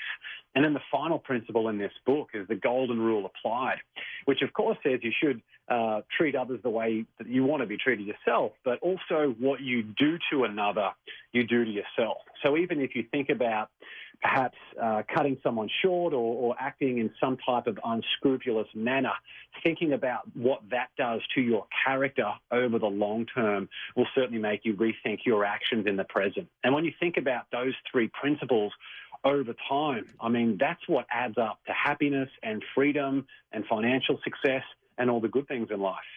And how soon does that all happen for you? When does it start to click? Well, it depends. There's actually a funny thing that happens when you follow this achievement philosophy, which is something that I have been. It's great to be in a position where my work is that I have to study these great conversations and I have to interview some of the most successful people who ever lived to unlock their secrets to success. But you reach a point in your life when you can stop chasing these opportunities because you begin attracting these opportunities to you. Now, this is only the result of taking years and years and years of purposeful action. But it goes right back to that consistency piece. I mean, you can have one good day or one bad day, but it's what you do over time. I mean, Think and Grow Rich might as well have been titled Think and Grow Poor. The results are, essentially exactly the same. It just follows a different path. Think and Grow Rich is when you follow these positive thoughts and reinforce that with purposeful positive action, whereas Think and Grow Poor would manifest in poverty, ill health, and misery, not today, but over time. That's why it's so important to have a plan to win each day. It's a difficult time period right now, James, as we talked about earlier, getting hit by COVID, the shutdowns and everything else, people laid off. How do you pick yourself up from that kind of adversity? It's a really, really good question. So I think the first thing is really getting a grasp on awareness of exactly what's going on with this situation. So a big part of that is recognizing what is in your control and what's out of your control. A lot of people, their day-to-day mood and productivity is 100% dependent on someone who's sitting in the White House or an article they read. And I mean, what a horrible way, or what they see on the news. And I mean, what a horrible way to go through life. Yeah, when your mood is so dependent on Today was draining. Watching the news today was absolutely draining. Yeah, and it's part of, I feel like it's easy to feel drained just from the current climate that we're that we're in. So anything that does, well, first of all, recognizing what is in your control and letting go of what's outside of your control, and also thinking about what do you want? Like it's a question that some people who I know who are very successful, but they feel like they're treading water. They haven't asked themselves in a long, long time, what is it that they truly want? So having that awareness of where you want to go, and once you've got that, enables you to create a plan. So the next part of that is the action. What are you going to do as a result? Are you going to sit there and feel sorry for yourself? That's fine. I mean, there's a lot of things in the world that are going against you, but if you really can have that courage and summon that courage and think about what you want to achieve, once you have that destination in mind, it's so much easier to reverse engineer that. So starting with that destination, where do I want to be in 10 years, and then 5 years, and 3 years, and 1 year, and then you backtrack that to where do I want to be in 90 days and 30 days. And finally, you know exactly what work you need to do today and how it relates to your long-term mission. You already know how the story ends because you've written it. You're the hero of your story. All you need to do is worry about the work you need to do today. So putting one foot in front of the other instead of trying to run an entire marathon when you simply don't have the energy for it. If it doesn't work for somebody, what are they doing wrong? Who they're surrounding themselves with is a really big factor. So if you feel like you can't live with authenticity or you feel like you don't have a voice, then you're flat out just hanging around the wrong people. I mean, anyone who's negative in my life has been cut a long, long time ago. Now, I'm not talking about watching sporting events. The American football season's about to kick off, and I've just joined a couple of fantasy football leagues, so I know there's going to be large degrees of banter there and some harrowing moments supporting my team, watching them on TV. But having that negativity day to day is a horrible way to live. So I would be thinking about what negative sources have you got in your life, and thinking about what people are you surrounding yourself with, because sometimes removing a negative influence can be just as powerful as gaining a positive one. And there are so many other things that you can do to think positive. I mean, another question I would ask you is, if a stranger walked into the areas where you spent the most time, which might be your office or probably your home office at the moment, if someone looked at the areas where you spent the most time without you being there, they just looked at that environment, what would they say about you? What would they say about you? So making sure you don't have, bunches of paper and clutter and whole heaps of junk food and things like that, because how we feel physiologically, a big part of this is exercise. It's our mental health. It's our physical health. It's making sure we look after ourselves first. Do you think people who have gone through incredible strife, enormous situations that have happened to them, end up being better off than most people? Can they pull themselves out of it? Yeah, they do, because what they learn through that adversity makes them tougher people. It makes them stronger people. So some of the people who are featured in Andrew Carnegie's Mental Dynamite, we got people like Jim Stovall, who at the age of 18, his dream was to play for the Dallas Cowboys, but at the age of 18, he was told by the doctors that he would go totally and permanently blind, and there was nothing they could do about it. And I can't imagine what that would be like at the age of 18, to have your whole world literally fade to black. And of course, after some very difficult years coming to terms with that, where he was given a white cane and confined to a small room in his house where he would be safe, eventually he said enough is enough. And he actually went on and created a television network called the Narrative Television Network that provides, TV, like television and movie programming for blind and visually impaired people, because that didn't exist previously. And that's now available in more than a dozen countries around the world. And he was also the author of 30 best-selling books, despite being blind. And he hadn't written a single book before he was blind. So now at the speeches and things and through my podcast, when I have people tell me that they can't do something, I just direct them to stories of people like Jim Stovall and Janine Shepherd, who was the aspiring Olympian we spoke about earlier. These are just great examples that you can achieve whatever you set your mind to if you have the right plan. Did Napoleon Hill hit it big because of his discussions with Andrew Carnegie? What got him successful? He did, but he had a lot of challenges as well. Like there's a book, I forget what it's called, but it's very much a biography that was released by the Napoleon Hill Foundation, which is a no-holds-barred insight into the challenges that he had. So one of the things that was with Napoleon Hill was when he actually ended up buying himself a Rolls Royce, and he sort of fell into the trap of these material purchases. And yeah, he reached a point where he'd overextended himself. And then when things like the Great Depression hit, I mean, you're in a difficult time then. He had some challenging business partnerships. He had a fire that took out, I believe it was his apartment or a house. So he had a whole bunch of different challenges. But certainly by the time he died, he had accumulated a substantial amount of wealth. And I've had conversations and seen it firsthand through Napoleon Hill's relatives, people like J.B. Hill, who's a physician alive today, who's a great person. Just really great people who want to carry on the legacy. That's amazing. Amazing. And were there other people like Napoleon Hill and Andrew Carnegie in that time period? Yeah, it's funny, actually. Dale Carnegie, who bears no... I think Dale Carnegie, possibly even, if memory serves me correctly, I might be wrong on this, but I believe he actually... his last name, Carnegie, is not his real name. So to the best of my knowledge, he's not affiliated with Andrew Carnegie in any way. But his book, How to Win Friends and Influence People, I mean, that is an absolute classic book. It's a timeless classic like Think and Grow Rich. So that book, How to Win Friends and Influence People, was released within 1 year of Think and Grow Rich. So I think it was actually a really good time for the self-help industry. It really is.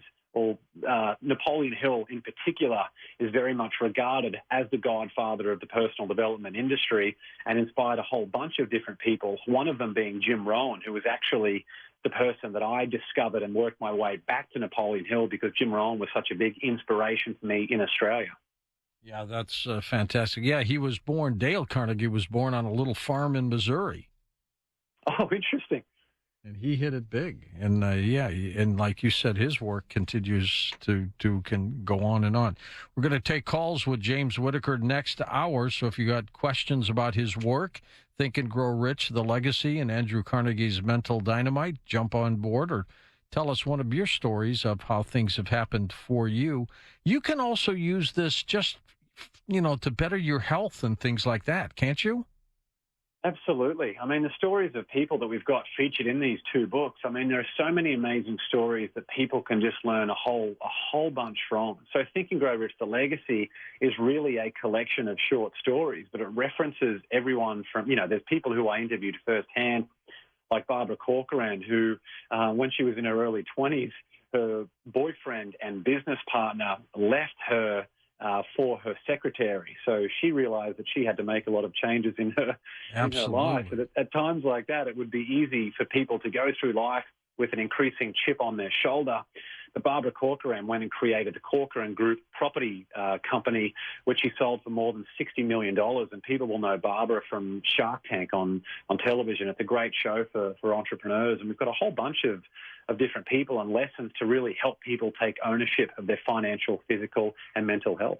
Tell us one of the stories, James, that either one of the two books that just something you will never forget. A success story.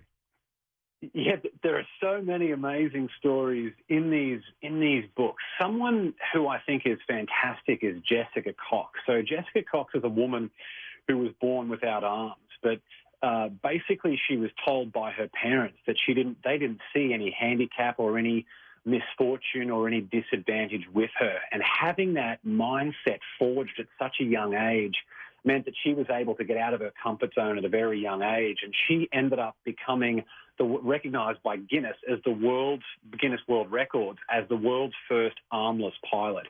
Now, I get that it would be very, very difficult for people to be in a plane with someone who doesn't have arms. She's not officially a commercial pilot, but her story is such an incredible tale. I mean, she can scuba dive, she can put contact lenses in, she can drive a car, she can surf, she can do all these amazing things. And she's a Taekwondo black belt and I believe even a state champion without arms. I mean, these are all practical examples, proven examples that you can do anything that you set your mind to. That's fantastic indeed. Give out your website, if you would, James. Yes, it's jameswitt.com, JamesWhitt.com. Super. We're going to come back in just a moment. We're going to take an hour of phone calls, share your stories with us, or just questions. Two remarkable books, Think and Grow Rich, The Legacy, and his latest one that just came out, Andrew Carnegie's Mental Dynamite. And both books are available at Amazon and all over the place. Don't forget to follow us along in YouTube. Just put Coast to Coast AM Official up there in the YouTube search bar and follow us along. And like us on Facebook, follow us on Twitter as well. Find out more about tonight's guest. Log on to coasttocoastam.com.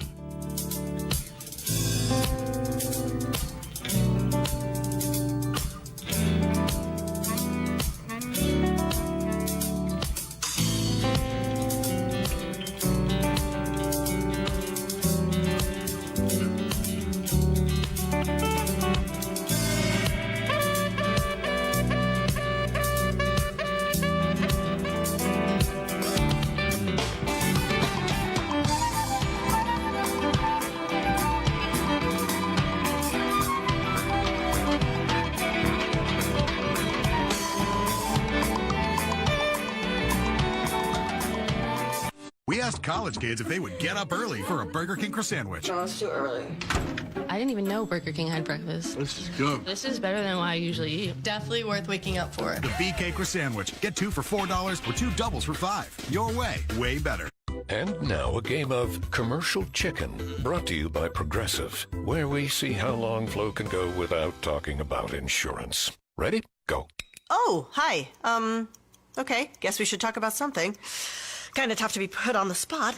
Not sure what to say.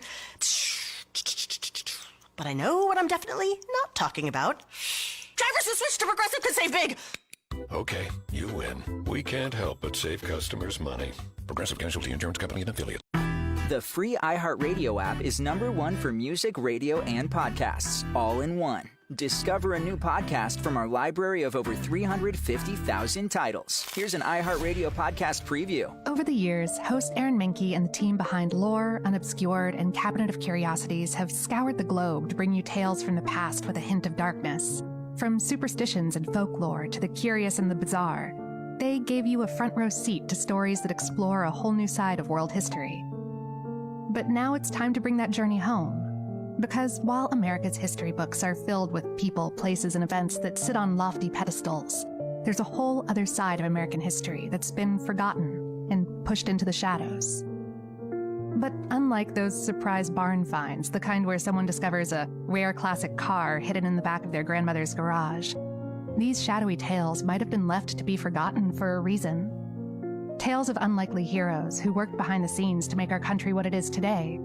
World-changing tragedies that tested this nation's resolve and tenacity. And legends that are powerful examples of this country's unique spirit. Some of these tales are terrifying, while others are delightfully bizarre. All of them, though, are eye-opening. And we've dusted them off and brought them all together for a brand new show that we call American Shadows. Each episode is handcrafted by the Grim and... In 2017, I received my Regents Bachelor of Arts degree from WVU Parkersburg at the age of 59. As a non-traditional student, the help and encouragement I received from the faculty and staff was instrumental. It's never too late to get a degree, and WVU Parkersburg can make that happen. 1 year later, I applied for and landed the job of my dreams, and I am now the Alumni Relations Director of WVU Parkersburg. I am Nancy Harris, and I am WVU Parkersburg proud. Now, it's more important than ever to refocus on your long-term health and well-being. At Memorial Health System, you can rest assured we are doing what we can to help keep you safe. Our outpatient lab and screening location protocols include social distancing, mask wearing, additional cleaning, and the ability to wait in your vehicle until it's your turn. If you've postponed an imaging or other screening appointment due to concerns about the spread of illness, now is the time to come get them done. Expecting the unexpected. It's what we do. Memorial Health System. Expect more. Opportunity is knocking. At Goodwill, we are hiring. Open interviews happen every Tuesday from 11 a.m. to 1 p.m. in Vienna and Ripley. Be interviewed on site with same-day conditional hiring. Both full and part-time positions are available. You can download an application at goodwillkv.com/jobs. Because we serve 20 counties, Goodwill KV is a great start with open interviews every Tuesday. At Goodwill, you donate, we train, lives change.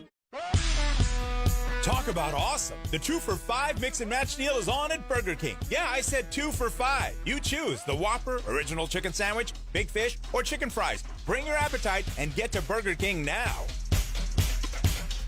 Hi, I'm Dr. Elliott with the Mineral Wells Veterinary Clinic and a pet owner just like you. I have used Invisible Fence brand of West Virginia for over 15 years for my personal pet's safety at home. I've had many different breeds of dogs on the Invisible Fence system, and all have trained wonderfully. I tell all my clients to only trust the Invisible Fence brand, so call them today for a free estimate. Call 877-977-DOGS for a free estimate or online at invisiblefence.com.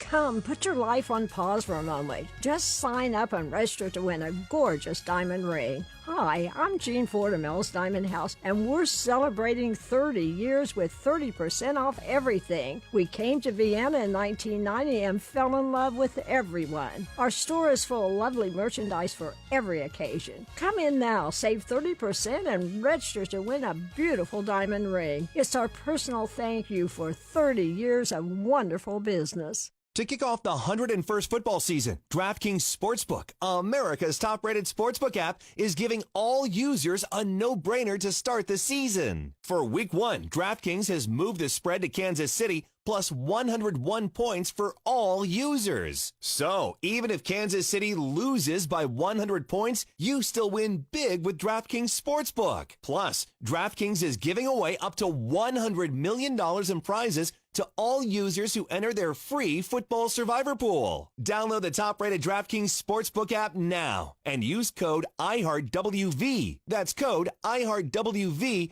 to get in on all of the action. For a limited time, only at DraftKings Sportsbook. Must be 21 or older. West Virginia only. Eligibility restrictions apply. See DraftKings.com/sportsbook for details. Gambling problem? Call 1-800-GAMBLER. DraftKings is a partner of Hollywood Casino at Charlestown Races. All games regulated by the West Virginia Lottery. Please play responsibly.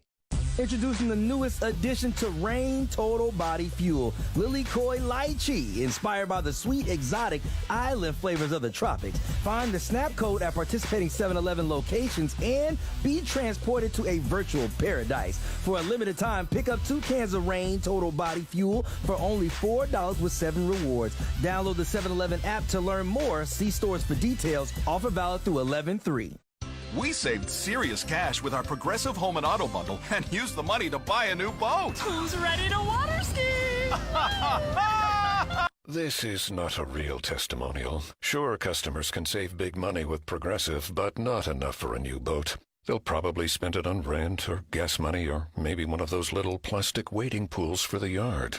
Ahoy there! Is what the captain might say on the toy boat in your wading pool. Progressive Casualty Insurance Company and affiliate. Hi, Pete Buttigieg here. In my new podcast, The Deciding Decade, I'll be talking to people from every field whose ideas and actions will shape the era that is about to begin. Listen to The Deciding Decade on the iHeartRadio app or wherever you get your podcasts. iHeartRadio goes one-on-one with Bono and The Edge from U2, talking about which artists they consider to be innovators. Kendrick Lamar is pretty amazing. Yeah, even somebody... He's doing a lot of great stuff. I feel the same about The Weeknd. You know, I love his music. I mean, Abel's probably up there. Tame Impala, I love what they're doing. Yeah, they'd be great. It comes from all different genres, and I was at home and I heard this song, Hosier, amazing, on the radio, and I was like, what is that? That sounds amazing, I love that. Went down, Rihanna, Stay, amazing song, and I'm like, whoa. Keep listening to iHeartRadio for more of U2 and all your favorite artists. AFI, AM 640. How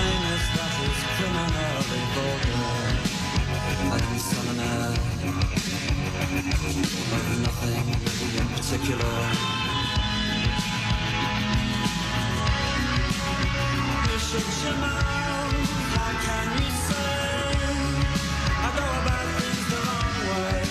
I am human and I need to belong, just like everybody else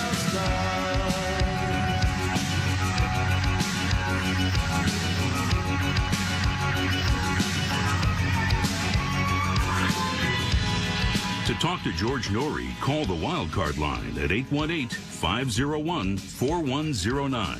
The first-time caller line is 818-501-4721. To talk toll-free from east of the Rockies, call 800-825-5033. From west of the Rockies toll-free, call 800-618-8255. To reach George via Skype, use Skype name George97313. Send George a text message anytime at 818-298-6521. This is Coast to Coast AM with George Norrie. And welcome back to Coast. We're going to take your phone calls with James Whitaker as we're talking about his incredible works, Think and Grow Rich, The Legacy, and Andrew Carnegie's Mental Dynamite. And let's check in with you and find out how these things are working for you. Most people go through withdrawals if they don't have Wi-Fi around them, and the monthly service cost can be high in some areas, especially if that building is a few feet away. C-Crane has a solution for you. It's called the CC Vector Extended Long Range Wi-Fi System. Now, this provides a new reliable wireless Wi-Fi bubble up to a half a mile away. Isn't that incredible? From your host router.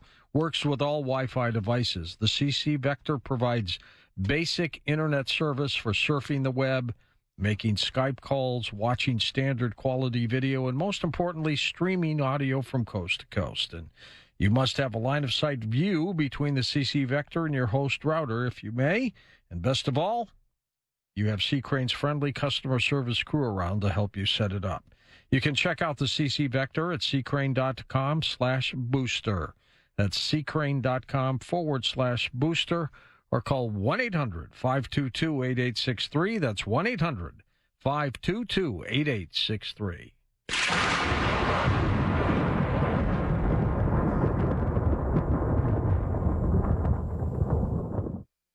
Time's running out to win $1,000 a day for life from Publishers Clearinghouse. Enter at PCH.com and you and your family could soon be celebrating the win of a lifetime.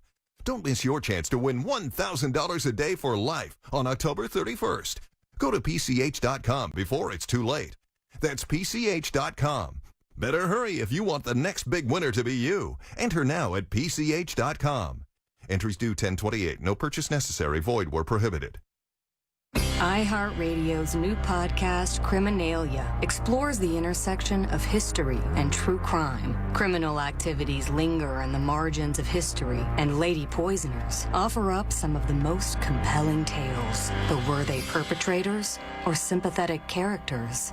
We're going to find out. Nellie, it would turn out, was also a fellow poisoner. Listen to Criminalia on the iHeartRadio app or wherever you get your podcasts.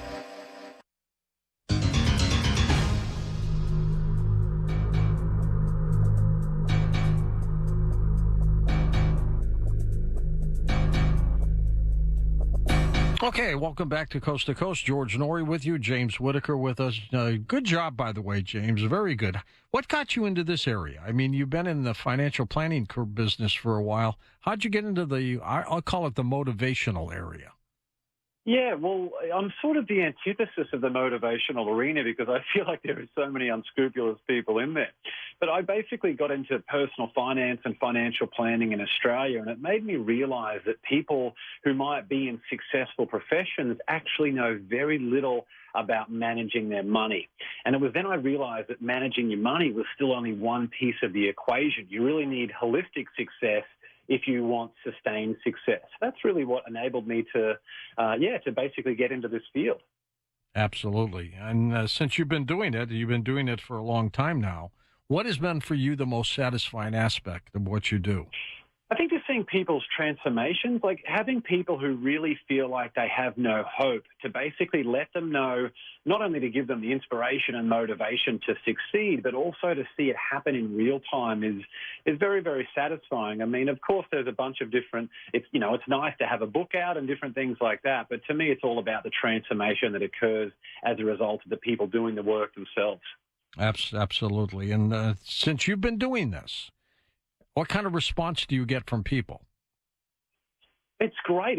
What I try to focus on is making sure it's very action-oriented. It's very results-oriented. So even during my speeches, I get people to set alarms. So things like when we know that 4 out of 5 people have failed in their New Year's resolutions just 6 weeks after they were set.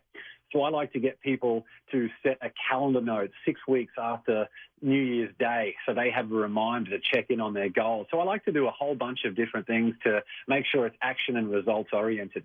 What do you think holds people back, James, from success?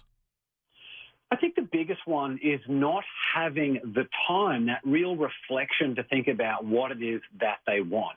Now, that can change fairly regularly. So with my clients, I actually get them to fill out a success plan template, which is also available on my website, where they can basically figure out what they want in 6 different categories of their life. And for most people, almost all of them, it's the first time they have thought about what they want in such comprehensive detail. And these are people who might have successful corporate jobs or people who might have these different things. But if you feel like you're treading water or you're not living with purpose or with passion, you really need to take that time to check in with who you are. So think about your values and your mission and everything else, and think about where you want to go. If you can focus on those 2 things as a starting point, that's what enables you to create more detail around creating plans to follow. Because you might have all the inspiration in the world, but if you're going in the wrong direction, you can actually do more harm than good. Yeah, absolutely. And so you can misinterpret Think and Grow Rich in areas like that, can't you? You can. So people, an example is everyone thinks that success, that you need to work really, really hard to be successful. But there's billions of people around the world who work really, really hard but aren't successful. You need more than that. That's where having an attribute like resourcefulness can be really, really important. All right. And that's a lot of the things that we talk about in Andrew Carnegie's Mental Dynamite of Think and Grow Rich. The legacy is how do the most successful people in the world harness that will to win, and what do they do to become resourceful enough to create the circumstances that they want? And a big part of that is rechanneling. It's redirecting the energy that they use to complain about their circumstance, which most people in the world at the moment particularly are complaining about their circumstance, when they redirect that exact same amount of energy to creating the circumstances that they want. Which of the 2 would you have loved to have met, Napoleon Hill or Andrew Carnegie? Well, probably Andrew Carnegie, just to go straight to the source. Napoleon Hill, they both would be amazing. There's no wrong answer out of those 2 options. Right. But I would probably say... it's like saying which of your children do you love the most? You can't pick. Absolutely. Let's go to the phones. Let's pick it up by going to Joe in Long Island, New York, east of the Rockies. Hey, Joseph, go ahead. James, I just love this topic. Comment and 2 questions. One is Arnold Schwarzenegger. My comment, he didn't have any contacts when he came over. He didn't really know anybody. No, he did this all on his own. Yeah. But my first question would be, okay, when you have, at a personal level, not a business conference, your own elephant in the room, how do you know that maybe you've blown up the issue out of proportion, or maybe it is that much of a problem? Like, that would be my first question. My second question would be, the rotating reasons for why you're doing something. And I'm thinking, I spent a lot of time running and stuff like that over the years, and I think one of the reasons that I've approached so much time for this is I can do it by myself. I really don't need anybody else to do this. Well, if I want to play basketball, I have to find the time and the place, etc. So this is like a good activity that I can self-generate. Now, I haven't thought of that reason until I was making this phone call, but that is one of my lead reasons, actually, for doing this. So I was going to ask you, how much contemplation do you put into your reasons for what you're doing? It's a good question. I want to touch quickly on what you said about Arnold Schwarzenegger. So I actually included something in one of my books where I was talking about Arnold Schwarzenegger, where he said, if I had listened to the naysayers, I would still be in the Austrian Alps yodeling. He is a fantastic, I love that quote. He's a fantastic example of figuring out what you want and going after it. I mean, getting that role in Conan the Barbarian where they said if they didn't have Schwarzenegger, they would have to build a machine because he just had that perfect physique that they were after. And so you were talking about, it's interesting you were talking about with your running, Joe. It sounds like as a result of that, you've made it a habit. So anything that we've made a habit, whether it's a positive habit or a negative habit, it's very, very easy to stick with. And when it comes to habits, or forming new habits rather, consistency is more important than intensity. So if it's something as simple as flossing your teeth, you don't need to floss your teeth for 5 minutes a day.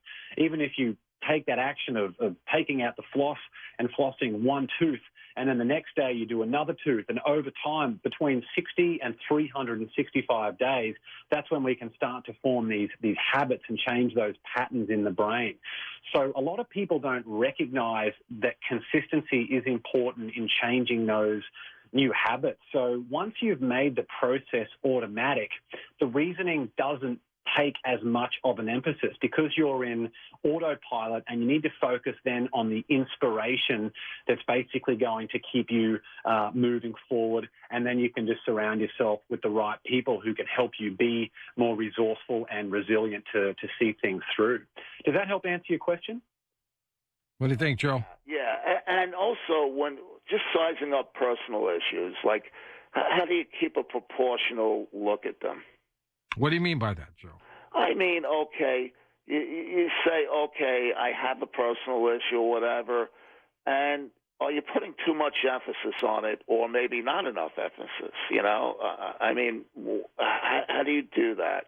Put it in proper proportion or just live with the problem? Well, how do you weigh the seriousness of what you're doing, James?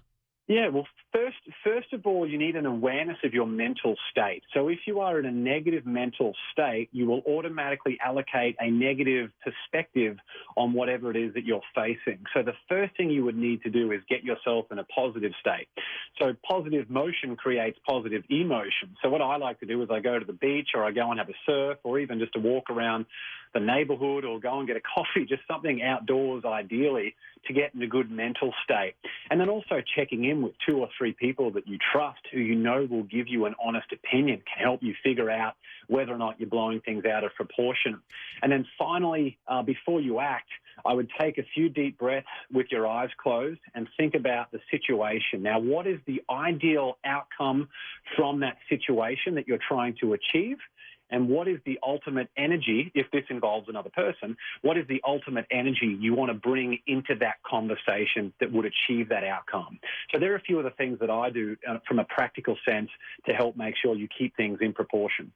Okay, let's go back to the calls. Thomas in La Jolla, California. Hey, Tom, go ahead. Hey, George, thank you for accepting my call. And James, your enthusiasm is absolutely contagious and jumps out of my radio speakers here.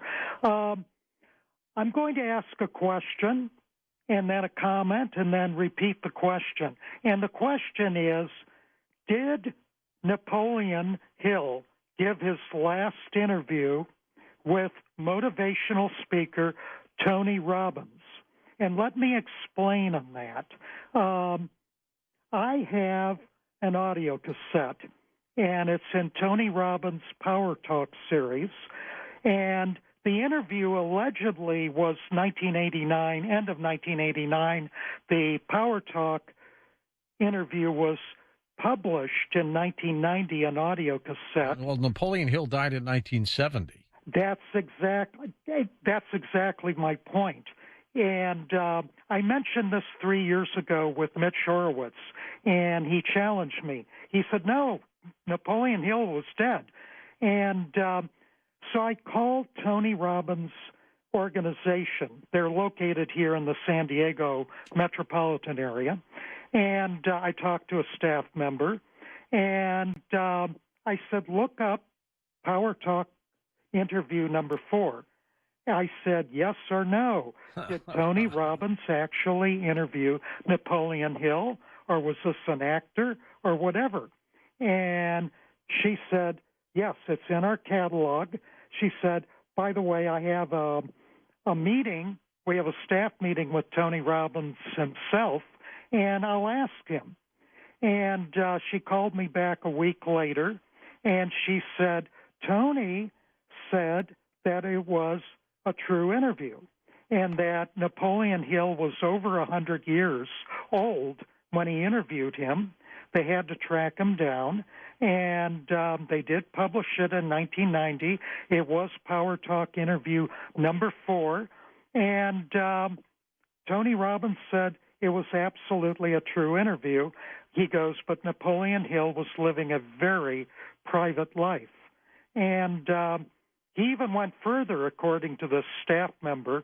Tony Robbins said, if George Norrie's organization will contact me, I'm ready, willing, and able to do a radio interview with George Norrie if he contacts me. So I guess that's my question. Did Napoleon Hill actually give his last interview with Tony Robbins? He would have been over 100 years old. And well, are you saying, Tom, though, he did not die in 1970, or he did and was 100? According to Tony Robbins, he was still alive. Well, now listen to this. Tony Robbins would have been 10 years old when Napoleon Hill died in 1970. So even if he interviewed him before that, he would have been like 6. Well, Tony Robbins contended that he interviewed him in late 1989, and then they published it. So anyway, I still have the audio cassette. It's a very old person who gives the interview, because my question was, is this an actor or is this actually Napoleon Hill? And Tony Robbins swore at this staff meeting at the Robbins organization. He said, no, we tracked Napoleon Hill down. Maybe he was being duped. Yeah, that's the other question. Was he being duped or whatever? It was a very good interview. Napoleon Hill talked about the 16 principles of the law of success, and then he added a 17th principle. He said, I have not put this down in print yet. And basically the 17th principle was that it's all mental. Yeah, Thomas, first of all, I love La Jolla and La Jolla Cove. It's one of my favorite places in the world, and I'm just up the 405 from you. Tony Robbins found his way to Napoleon Hill via Jim Rohn. So to the best of my knowledge, I've never heard of Tony Robbins having met Napoleon Hill in person. It's possible that there was a little bit of a lost in translation around that Napoleon Hill was very much his mentor through the written word, because I've certainly seen his original copy of Think and Grow Rich that Tony Robbins had. But, I think George, what he said was totally accurate. And to the best of my knowledge, he's never met Napoleon Hill because he died in 1970. And Jim Rohn was actually his conduit of finding Napoleon Hill. Yeah, if Tony Robbins thinks he interviewed Napoleon Hill, somebody was tricking him. Had to be. Let's go to Paul, driving in Texas. First-time caller. Drive carefully. Hello, Paul. Awesome attitude. Thank you, man. Have a great day, sir. Which way am I going? To the right? Paul? Right. Yes, sir. Thank you. Paul, you're on the air. Hello? You're on the air, Paul. Hey, how we doing? Good. Are you a police officer or something? How you doing, George? I want to first off say thank you so much for having me on. No, sir. I just crossed the border back into the United States from Mexico. Well, you be careful. Performing magic for some families that their parents had COVID. Oh, good for you. Good for you. Totally. Everything was safe. Everybody had temperatures. Everybody was, it was all distance-based. It was just doing something positive for some families, some friends of mine that I met in Israel when I was studying to be a rabbi. Here's my statement to you about Think and Grow Rich, and that is I've been studying it since I was 10 years old. I became a hypnotherapist and NLP coach. I have 2 world records. I've traveled around the world, and when it comes down to the idea of success in itself, I've never, ever thought that success meant money. For me, success was always about relationships and how beautiful those relationships could be. All right. Your phone is next to some machine, that's for sure. But he's absolutely right, James. It's not all about money. That's right, Paul. We were actually talking about earlier how relationships were the one thing that has completely transformed my life and has given me every single opportunity that I've had today and I'm sure will enjoy in the future. And Andrew Carnegie wasn't focused on making money. He was making people. He was giving people the ability to help themselves, just like Think and Grow Rich has helped you, Paul, just like it's helped me and millions of other people around the world. And I've got to say, James, since you've been doing this work, I assume more and more people have come forward to tell you about some of their stories. It's huge. I've actually lost track of the amount of people whose lives have been completely transformed by Think and Grow Rich. And I mean, these are people at different ages, with different life experience, with different things that have gone on. It's a truly timeless book that is as powerful now as it was when it was released in 1937. Paul, thank you for your call. Be safe driving back from Mexico now that you're into Texas. And, of course, we're going to come back in a moment and take some more calls. James, since you've been doing this, what's the future hold for you? What's next? Well, it's a good question. I've actually just got a new business helping people make money with their podcasts, because a lot of people now in this world that we're in, they feel like they don't have a voice. But giving people an opportunity to basically say, to remind them and give them an avenue to say, yes, you do have a voice. The world needs your voice more than ever. But people struggle to make money from their passion. So that's what I've been doing, is helping people through a company called We Are Podcast to make money using their passion. So if anyone wants any help with that, they can reach out to me via my info on my website. And we do that, too, in some respects, where we will put on emerging podcasters on the program to talk about what they're doing, because obviously they have no vehicle for publicity. And if they're dedicated to what they do, whether they're into ghosts or whatever, and they have that kind of podcast, we've interviewed them on the program before, James. Perfect. I love it, George. We're going to come back and take final calls with you in just a moment on Coast to Coast AM. James' website, go to it, linked up at coasttocoastam.com. Coast Insiders, the new version of the Coast to Coast AM app, is now available for iPhone and now Android 4.0 and above. Listen live or on demand anywhere, anytime. Go to coasttocoastam.com and download it today.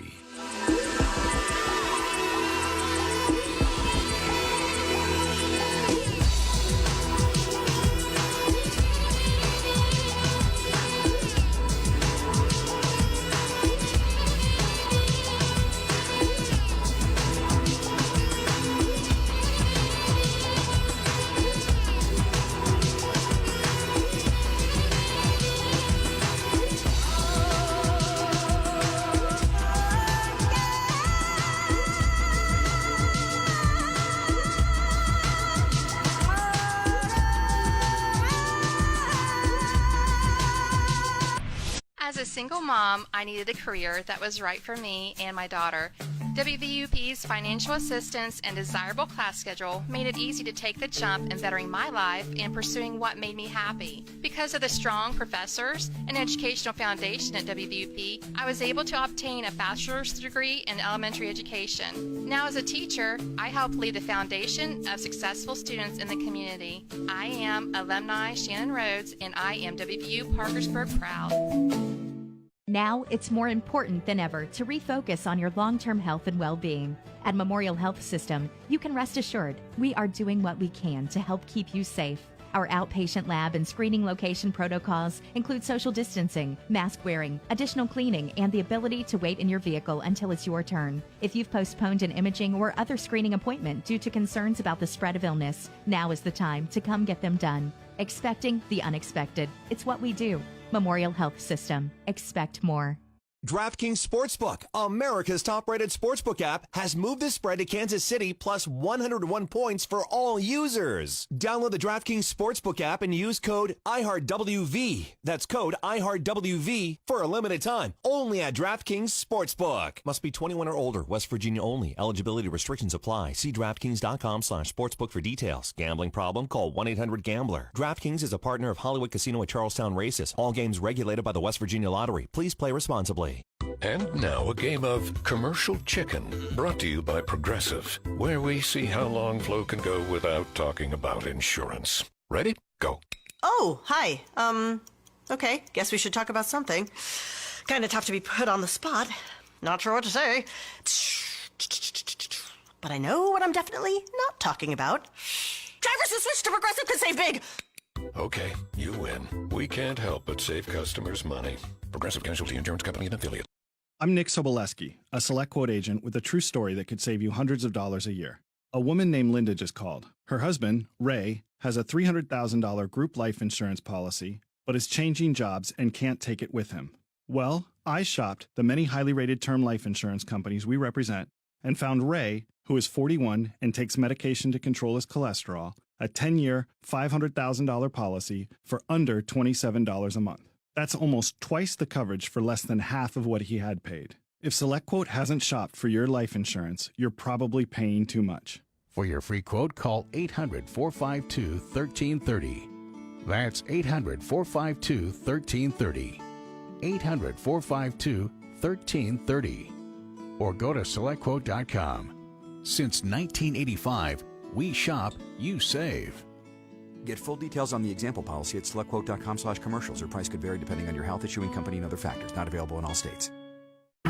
The free iHeartRadio app is #1 for music, radio, and podcasts, all in one. Discover a new podcast from our library of over 350,000 titles. Here's an iHeartRadio podcast preview.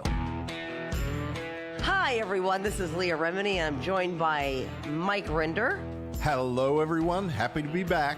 Yes, so we are about to embark on a new adventure, this podcast. And this podcast is dedicated to Scientology's Fair Game, which is a policy written by L. Ron Hubbard in the 50s.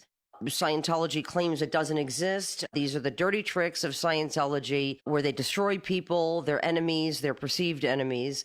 Basically, it's what, Mike? Anybody who says something that's the truth about Scientology. Yeah, that's right, Leah. Anybody that they perceive and describe as an enemy. And an enemy in Scientology terminology means anyone that says things that we don't like, anyone that asks questions that we don't like. And this doesn't mean that they have to be a Scientologist. Oh, no, this could be a journalist doing a story. You could have been abused by Scientologists. These are all people who fall into the category of fair game. If you do a welfare check on a family member and you're not a Scientologist, you are fair game to Scientology. So what Scientology does is they just follow the policies written by L. Ron Hubbard under the fair game policy of destroy. And that's what they've been doing for 5 decades. They continue to do it. And I thank God that we have a forum to talk about this now in a way, up to date, minute to minute, what Scientology has been doing. So we'll tell you the history of fair game, but also tell you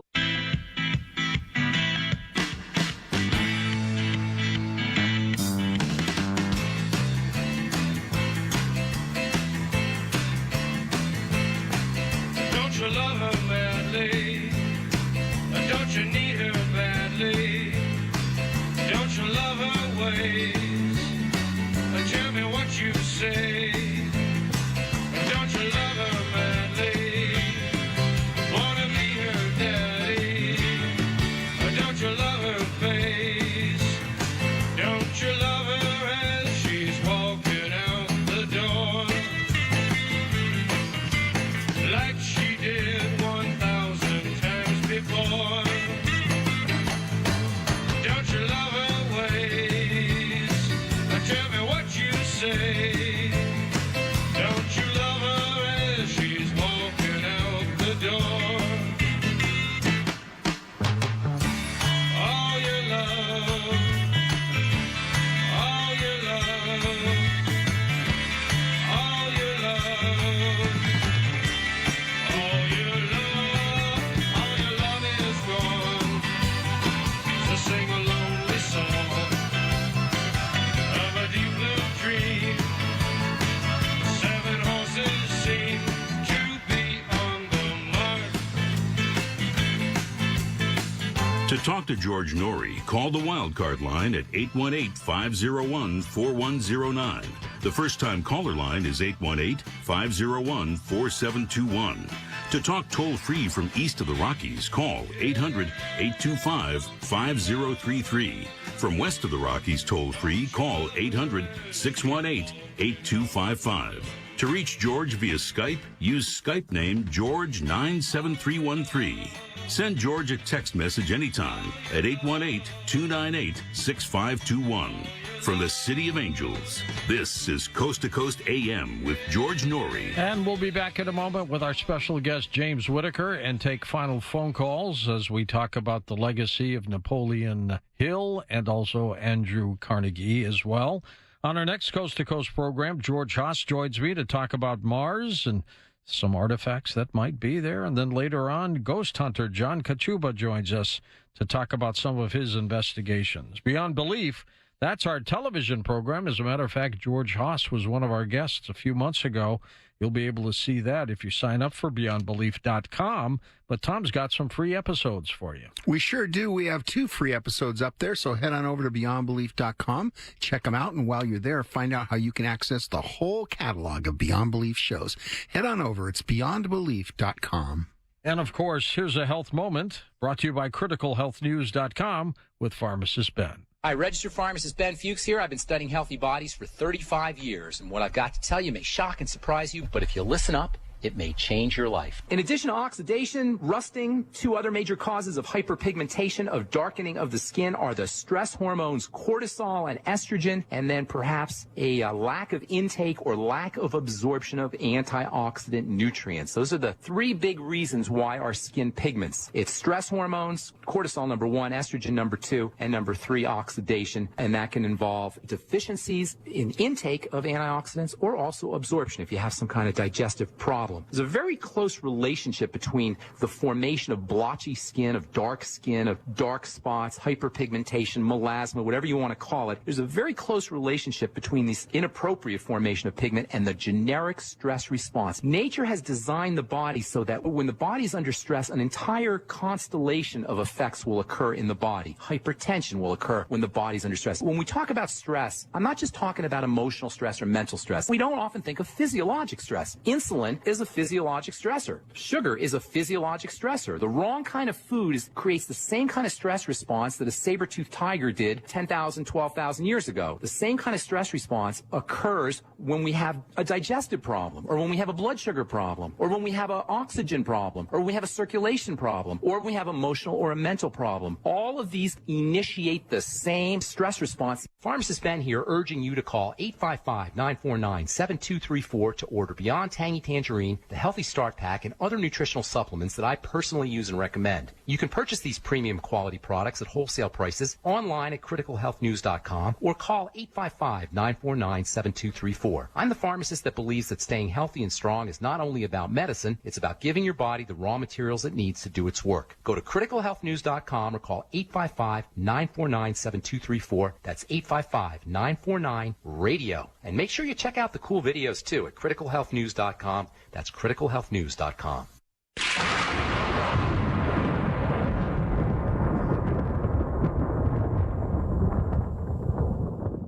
8-9 attorney spokesperson. This ad is sponsored by Janelle & Associates Law Firm with principal office in Houston, Texas. Attention all former Boy Scouts or Cub Scouts. If you were sexually abused by an adult scout leader, even if the abuse happened decades ago, listen closely, as you may be entitled to substantial compensation. The Boy Scouts of America have billions of dollars in assets and have agreed to set up a victim compensation fund for victims of child sexual abuse, even if the abuse happened decades ago. Our attorneys can file a claim for you and get you the justice and closure you deserve while you remain completely anonymous. If you suffered abuses from scout leaders and those who knew about the abuse but failed to stop it, call our law firm's confidential Scout Abuse Helpline at 800-679-2309, as you may be entitled to substantial compensation. But hurry, as time is running out to file a claim. Call 800-679-2309 right now to see if you are eligible for substantial compensation. Call 800-679-2309. That's 800-679-2309. 800-679-2309. The upcoming election is creating extreme uncertainty in our financial markets. The Federal Reserve's balance sheet increased to a record $7.1 trillion,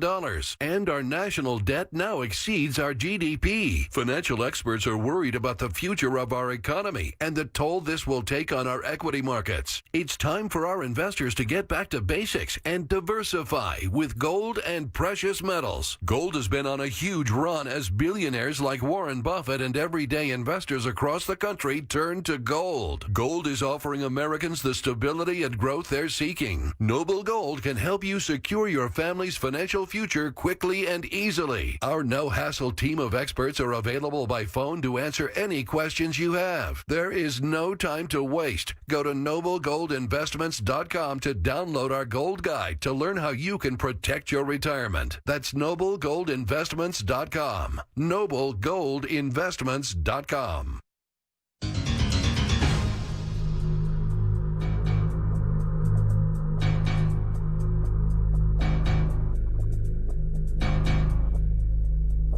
And welcome back to Coast.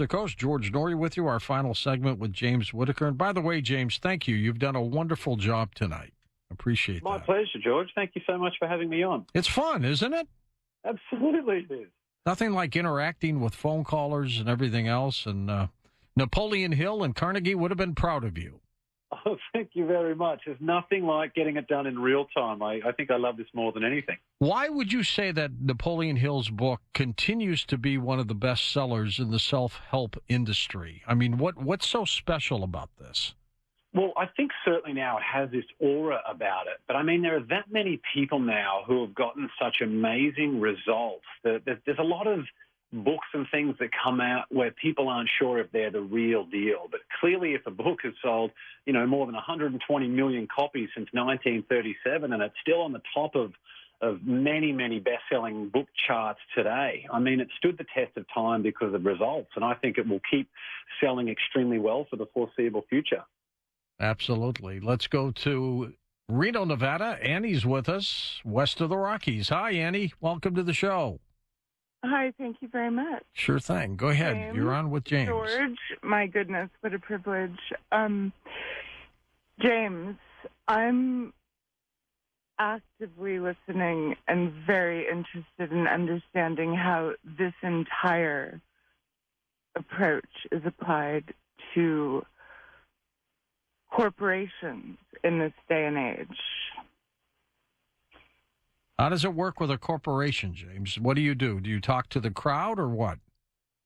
Well, it's a very, very good question, Annie. So a lot of companies at the moment are focused simply on balance sheet. So they're saying, why don't we get rid of some of these staff, and then that will be better for the company's health and performance in the long run.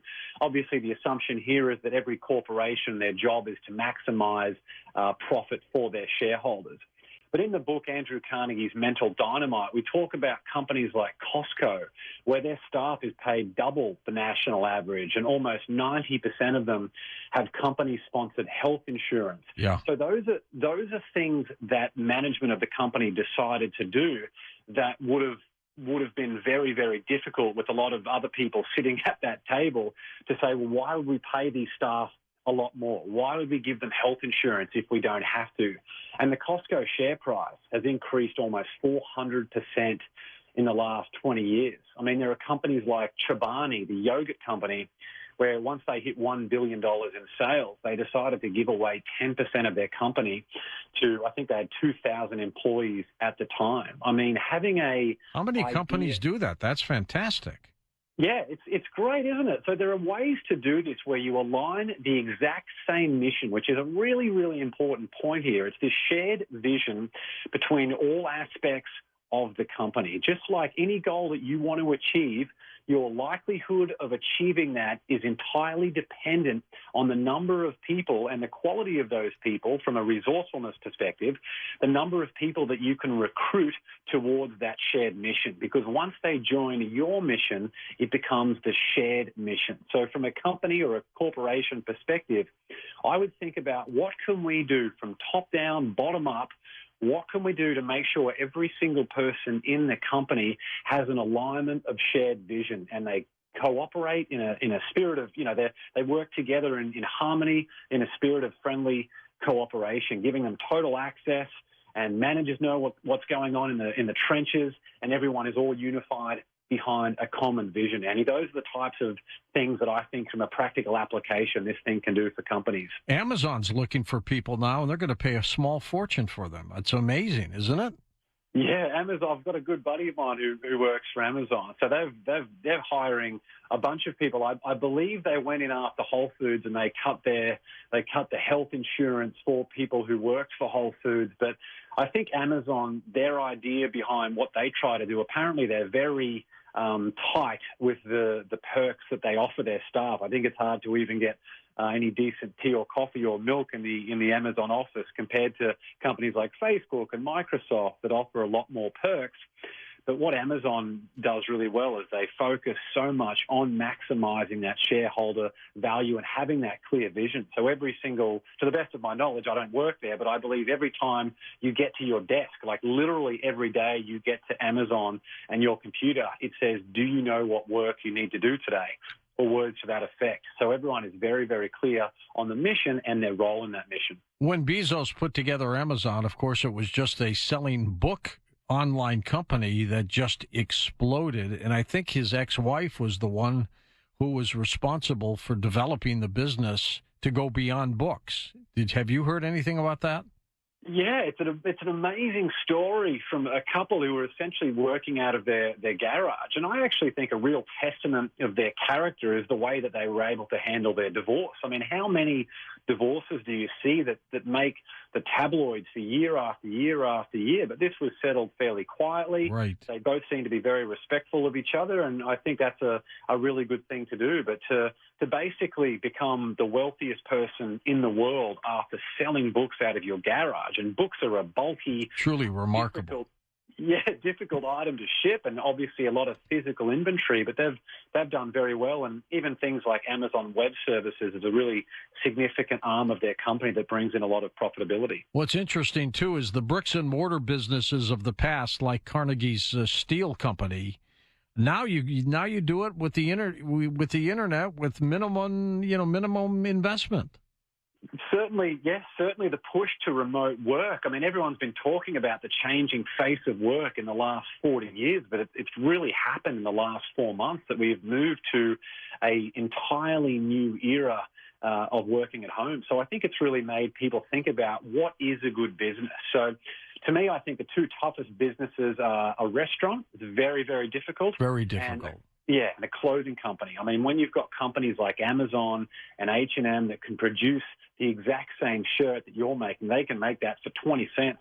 It's going to cost you by the time you add in the shipping and the design, and you've got to go and either manufacture it yourself or get someone else to do that, and you've got to add the branding on, and you've got to tag it and bag it and all these different things. I mean, it's impossible to compete with these big companies. So I think a big lesson from COVID is thinking about what a successful business is and having something with very low, if any, fixed expenses and essentially a digital product that you can automate and scale. These are examples of good businesses rather than traditionally restaurants and clothing companies that have struggled, and we're seeing struggle even more, unfortunately. Ed in Charlotte, North Carolina is with us now. Ed, welcome to the program. Yeah, George, as usual, great show. And James, I'm really impressed with how you've carried on new information and some of the success stories. And it reminds me, George, when you had the Edgar Casey guy on who was mined that and come up with people, and they got a whole new generation of information. So I think and I want to ask you, are you left-handed by any chance, James? No, I'm actually right-handed. But I'm having right-handed. Well, you had a 50-50 guess there, Eddie, so... Yep. Well, one thing for Annie, that new Nikola electric hydrogen truck, the guy's a high school dropout. He gave about $600 million or something of stock options a few weeks ago to all the people that hung with him. That's great. And 2 or 3 days ago, General Motors signed an agreement. They're going to spend $2 billion on it, use all of their facilities. They got a century of manufacturing behind them. They put a person on their board, bought 11% of their stock, so the chances of that truck succeeding just went up about 1,000%. That's great. And so that's what you're talking about, I guess, too, that Annie was asking about corporations. Some of these people do that. And I was going to mention Dale Carnegie. I had some health problems when I was younger, and Dale Carnegie, besides the How to Win Friends and Influence People, one of my favorite 5 books when I was suffering a lot with some chronic illness is How to Stop Worrying and Start Living, that he wrote. It's short chapters, one example is you would concentrate mentally on, like in pain, you tense up. I'd lie down and you on the bed and you just tell yourself, let the bed hold me up, let the bed, and you just sink in it, and then you concentrate on relaxing your scalp and then your forehead and then your eyes and your jaw and your neck. And by the time you get somewhere further down, you're sound asleep if you're not careful. And then Jose Silva used to do mind control, and not a bad one like Scientology, but a good one. And he used some science, which had to do when you close your eyes, I think the alpha wave goes away in the brain. Right. And he was, I think, out of Texas, but a Mexican that's filled up stadiums in South America, a la Billy Graham, except it was not really religion, it was self-help stuff. And he had ways people would turn to somebody beside them and put their hands over their head, not touch them quite, but do certain things to help get rid of a headache if somebody in the audience had headaches. So are you familiar with some of these people? And also Tony Robbins, one last thing.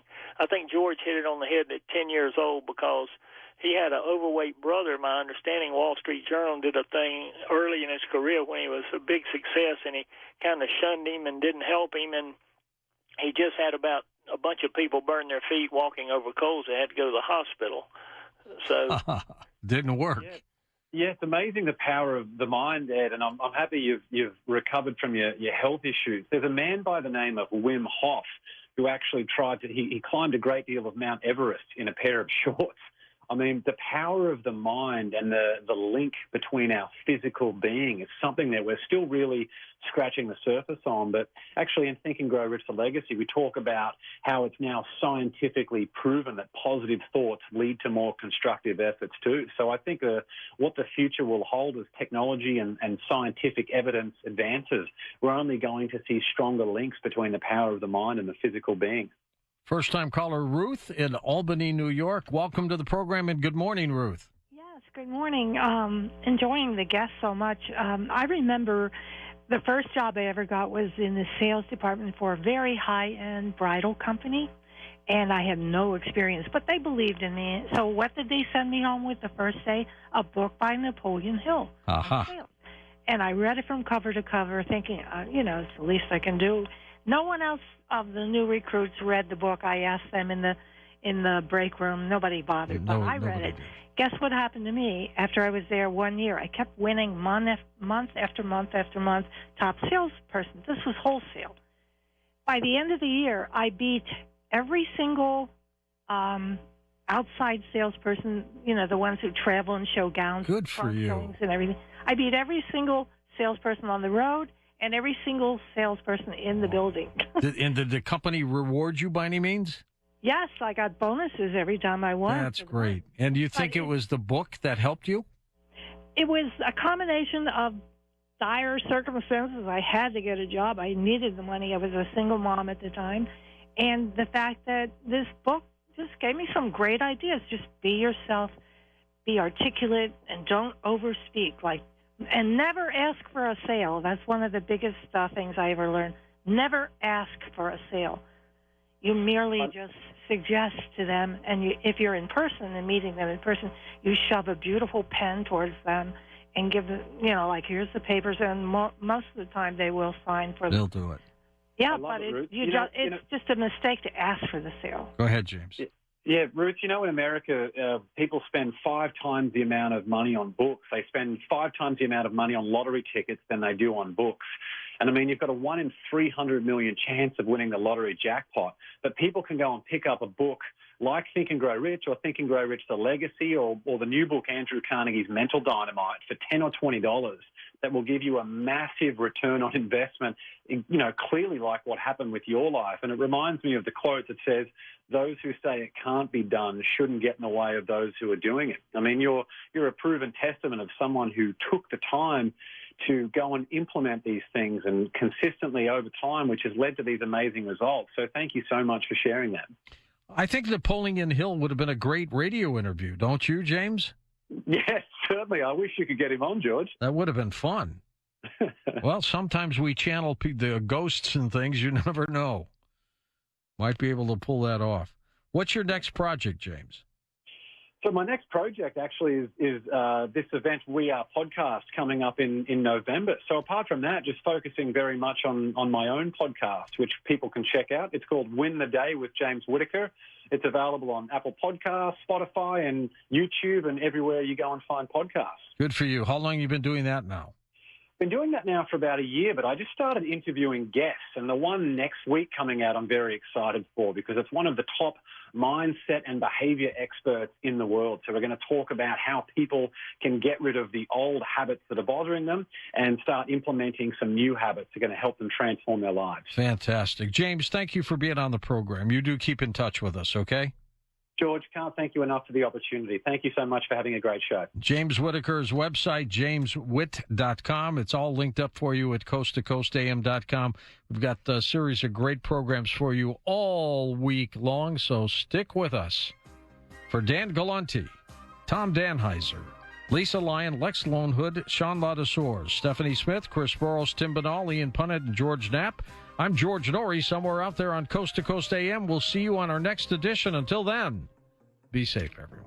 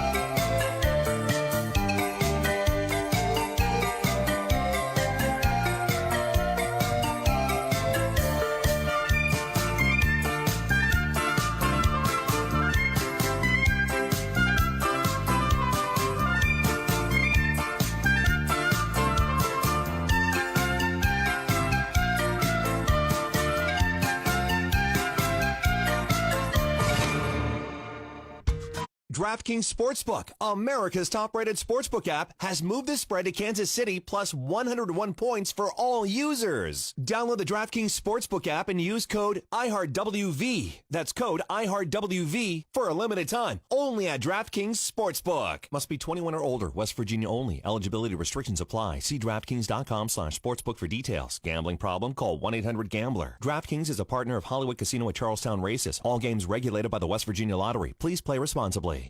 Progressive presents The Sounds of the Old World. The year is 2019, and someone is waiting for the previews to start in a movie theater. Hey, you want anything? Popcorn? Soda? No, nothing? This has been The Sounds of the Old World. Brought to you by Progressive, where drivers can still switch and save like it's 2019. Quote today at Progressive.com. Progressive Casualty Insurance Company and Affiliates. Introducing the newest addition to Reign Total Body Fuel, Lily Koi Lychee, inspired by the sweet, exotic island flavors of the tropics. Find the snap code at participating 7-Eleven locations and be transported to a virtual paradise. For a limited time, pick up 2 cans of Reign Total Body Fuel for only $4 with 7 rewards. Download the 7-Eleven app to learn more. See stores for details. Offer valid through 11/3. To kick off the 101st football season, DraftKings Sportsbook, America's top-rated sportsbook app, is giving all users a no-brainer to start the season. For Week 1, DraftKings has moved the spread to Kansas City plus 101 points for all users. So, even if Kansas City loses by 100 points, you still win big with DraftKings Sportsbook. Plus, DraftKings is giving away up to $100 million in prizes to all users who enter their free football survivor pool. Download the top-rated DraftKings Sportsbook app now and use code IHEARTWV. That's code IHEARTWV to get in on all of the action. For a limited time, only at DraftKings Sportsbook. Must be 21 or older. West Virginia only. Eligibility restrictions apply. See DraftKings.com/sportsbook for details. Gambling problem? Call 1-800-GAMBLER. DraftKings is a partner of Hollywood Casino at Charlestown Races. All games regulated by the West Virginia Lottery. Please play responsibly. And now a game of Commercial Chicken, brought to you by Progressive, where we see how long Flo can go without talking about insurance. Ready? Go. So the the weather is just all over the place lately, right? One day it's hot, and the next day it's windy for a while. It's like, make up your mind already. Drivers who switch to Progressive could save big. Okay, you win. We can't help but save customers money. Progressive Casualty Insurance Company and Affiliate. I'm Nick Soboleski, a Select Quote agent with a true story that could save you hundreds of dollars a year. A woman named Linda just called. Her husband, Ray, has a $300,000 group life insurance policy, but is changing jobs and can't take it with him.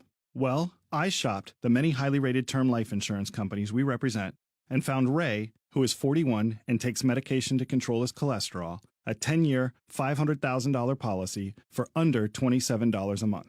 That's almost twice the coverage for less than half of what he had paid. If SelectQuote hasn't shopped for your life insurance, you're probably paying too much. For your free quote, call 800-452-1330. That's 800-452-1330. 800-452-1330. Or go to SelectQuote.com. Since 1985, we shop, you save. Get full details on the example policy at SelectQuote.com/commercials. Or price could vary depending on your health, issuing company, and other factors. Not available in all states. Opportunity is knocking. At Goodwill, we are hiring. Open interviews happen every Tuesday from 11 a.m. to 1 p.m. in Vienna and Ripley. Be interviewed on site with same-day conditional hiring. Both full and part-time positions are available. You can download an application at goodwillkv.com/jobs. Because we serve 20 counties, Goodwill KV is a great start with open interviews every Tuesday. At Goodwill, you donate, we train, lives change. In 2017, I received my Regents Bachelor of Arts degree from WVU Parkersburg at the age of 59. As a non-traditional student, the help and encouragement I received from the faculty and staff was instrumental. It's never too late to get a degree, and WVU Parkersburg can make that happen. 1 year later, I applied for and landed the job of my dreams, and I am now the Alumni Relations Director of WVU Parkersburg. I am Nancy Harris, and I am WVU Parkersburg proud. Talk about awesome! The 2 for $5 mix and match deal is on at Burger King. Yeah, I said for $5. You choose the Whopper, Original Chicken Sandwich, Big Fish, or Chicken Fries. Bring your appetite and get to Burger King now. Hi, I'm Christy, the owner of Invisible Fence brand of West Virginia. Kristen from Morgantown writes, just wanted to tell you how happy we are with our Invisible Fence. Ben and Lucy are doing wonderful. It was such a great experience working with your company. Your technicians were great and your office staff is so helpful. Thank you so much. Invisible Fence brand is truly the best investment I've ever made. Call Invisible Fence brand of West Virginia today at 877-977-DOGS or online at invisiblefence.com. Whether they're falling from the trees or crunching under our feet, we're ready for all those colorful leaves and everything that comes with them. Bring on fall with Lowe's. Get inspired for the season with new harvest and Halloween decor, starting at $3.98. Then add a little color of your own to the front porch with 3-quart Hardy Mums, starting at $5.98.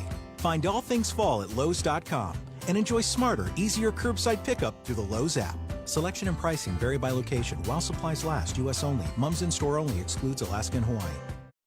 iHeartRadio goes one-on-one with Phil from Def Leppard on why they like recording while they're on tour. You know, the great thing about being on tour is that you're playing songs in a more aggressive, violent manner. You know, so they've got a bit more oomph and rock and rollness to them. So usually when you go in a studio, it's creatively kind of sanitizes stuff. But because we were going on tour and going back, we were able to capture that. You'd get ideas, you'd be creative, you'd slam them down, you'd be in tour mode, you'd come back and all of a sudden you want to revisit and make it a bit more aggressive. Keep listening to iHeartRadio for more of Def Leppard and all your favorite artists.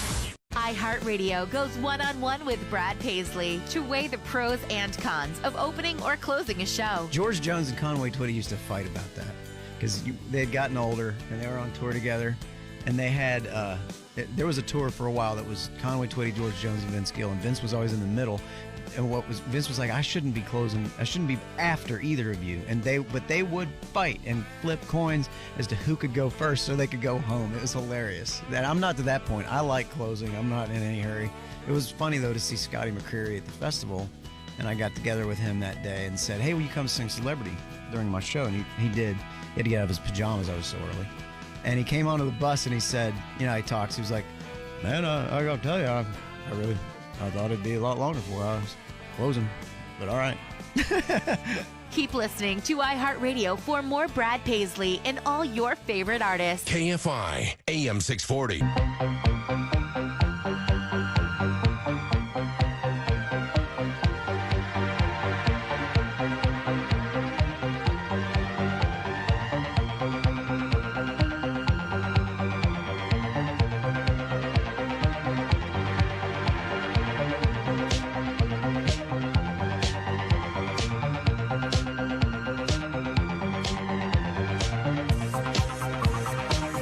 From the City of Angels near the Pacific Ocean, good morning, good evening, wherever you may be across the nation, around the world. I'm George Norrie. This is Coast to Coast AM. Later tonight, Think and Grow Rich. Here's what's happening. The top U.S. commander in the Middle East has announced in Baghdad that 2,200 U.S. troops will withdraw from Iraq by the end of this month. That's good news. The Marine General Frank McKenzie made the announcement alongside an Iraqi Minister of Defense as a sign that the troop reduction decision was made in consultation with the government of Iraq. 3,000 troops will remain. President Donald Trump has admitted that he knew weeks before the first confirmed U.S. coronavirus death that the virus was dangerous, airborne, as we stated way before anybody else did, and highly contagious and more deadlier than the flu. And then he repeatedly played it down publicly, according to legendary journalist Bob Woodward in his new book, Rage. And a lot of people today are calling for the president's resignation because of that. A day after all but canceling Halloween, Los Angeles County health officials walked back a ban on trick-or-treating during the pandemic. Trick-or-treating is not banned now. It's just extremely inadvisable, according to the Los Angeles County Public Health Department. I wonder what that's going to happen with all the kids all around the country. Howard Bloom's with us, the author of The Global Brain. Howard, I want to talk with you about the COVID situation. First of all, this story about the president going back as far as February, that this was more deadlier than he would say. A lot of people are calling for his resignation over that. They're calling for it, but there is good reason. As of today, we've had more coronavirus deaths in the United States than England, France, Italy, Germany, and Spain combined. And in fact, we've had more deaths than all of Africa and Asia combined, which means we've had more deaths than two entire continents. If we had followed South Korea's path, which the president didn't, and had done testing and isolation early, we would have had 2,644 deaths as of today. Instead, we've had 191,000, and in less than 10 days, we're going to have 200,000. And it's not too late. With a crash testing program, we could still stop the virus in its tracks. But the only battle is not with the virus. There's also a battle between the left and the right, and it's a battle of perceptions. Conspiracy theorists are promoting the belief that the COVID epidemic is simultaneously a hoax and the deadliest act of biological warfare in history. One source of these conspiracy theories is a slick, high-budget video from something that calls itself the COVID 911 insurgency. It's the kind of high-cost production that could easily have been bankrolled by Russia. The COVID 911 insurgency video claims that the coronavirus pandemic has been conducted by what it calls the cruelest conspiracy in the history of the world, by Democrats and liberals like Hillary Clinton, Nancy Pelosi, Chuck Schumer, George Soros, Oprah Winfrey, and Tom Hanks. The goal is supposedly to make massive profits and to control the world. According to sources like this, the coronavirus has been invented to protect these Democrats' sex with children in underground tunnels while drinking blood and worshiping Satan. Then there's the widespread theory that Anthony Fauci and Bill Gates were roommates at Cornell and have concocted the coronavirus scare to get you and me injected with a vaccine that will contain tiny microchips. Those microchips will allow Gates to track all of your movements in mind and will make Fauci a fortune. Fauci, this conspiracy theory goes, was the first president of the drug company Moderna, a company that will produce the new vaccine, and a company that will make billions. Plus, the microchips in the vaccine will supposedly be the mark of the beast that the Bible warns us against. Every single so-called fact in these rumors is false. Bill Gates and Anthony Fauci were never roommates. They couldn't have been. When Fauci entered college, Gates was 4 years old and 2,500 Well, he was away. a genius, Howard. He was a genius kid. Yeah, these were terrific kids, yes, but he was busy working in the computer club at his high school and being allowed to use the massive computer at the University of Washington. Well, let me stop you for a second, though. The president said today that he did what he did because he wanted to stop mass panic. What do you think about that? He did want to stop mass panic. He was very ill-informed about how to handle this virus. He should have brought in testing really early. He could have prevented 198,000 deaths. Not all of them. Not all of them. Oh, yes, because we would have had 2,034 deaths if we had followed the Korean example, which is staggering. It is starting to slow down now, but we shall see. But what a day this has been. I've never seen anything like today, folks, on television. This was an unbelievable day in terms of attacking the president, whether you support him or not. It's not good for the country. It really isn't. There's no question the coronavirus pandemic has forced many Americans into financial hardship, and a new survey paints a clearer picture of the extent of the struggles in the United States and four of the largest cities. At least half of all households in those cities, 53% in New York City, 56% in Los Angeles, 50% in Chicago, 63% in Houston, face serious financial situations. Charles Koppes, author of America's Financial Reckoning Day, with us. Charles, when are we going to dig ourselves out of this hole? Well, good evening, George. We're living in troubled times with this pandemic, the unemployment, the coming election, and just what you've said there. I don't know how it's going to take. Actually, bear markets can take years, and let's face it, we're really facing that situation. The real economy is always the jobs. And according to the BLS, 750,000 jobs were added last month. About 45% were part-time, according to they were census takers for the government. So that kind of distorts things right now. But since April, only 70% of part-time jobs have recovered, while only 50% of full-time jobs. Now, that means millions of unemployed people. And we know evictions are coming up, or they've extended a moratorium, I guess, to the end of the year. But this is going to be the real issue going forward. People vote generally their wallets, the economy. And so, one economist said it's not a V-shaped recovery we're having. It's a K-shape where the wealthy class are going up and the poor keep getting poorer. So evidence of that would be the NASDAQ index last week. It's remarkable, George. They had the fastest 10% drop and recovery in just 3 days. Yeah, it was unbelievable. But, we've had a lot of shows. Charles canceled one of our major events in Everett, Washington, was called off because they wouldn't allow enough people in the theater, and it was almost sold out. Sports venues, same thing. I mean, eventually we're going to have to open up again, aren't we? Well, I think we should go the way of Sweden, to be quite honest. And just open up. Yeah, just because they didn't wear masks, they let the herd immunity or whatever. But I think they got it right. People like to talk about that. I would say, as far as your listeners right now, I like what Warren Buffett's doing. He's hedging in gold mining shares. That's made a lot of news, and I think that's a pretty good hedge going forward, the ultimate safe haven for the next 6 months or so. But let's hope we get through this, George. These are tough times. Charles Book, America's Financial Reckoning Day. Teachers, start preparing now for a class full of Liams and Olivias. The Social Security Administration has released its official top 10 most popular baby names of 2019. They're not all that different from 2018. Liam and Olivia came out on top as the most popular male and female names so far. How about that? Well, it began on September 1st, and it's continuing throughout the fall. More than 2,400 active-duty airmen in space operations and space systems operations transferred into the U.S. Space Force in public and private ceremonies across the globe. How important is a Space Force? In a moment, Brandon Weichert, his new book called Winning Space, How America Remains a Superpower, joins us on Coast to Coast AM.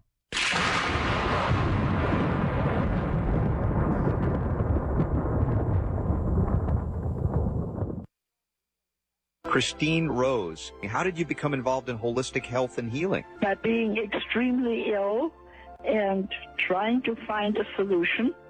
I was told I was dying with 3 months to live, and I wasn't going to give up.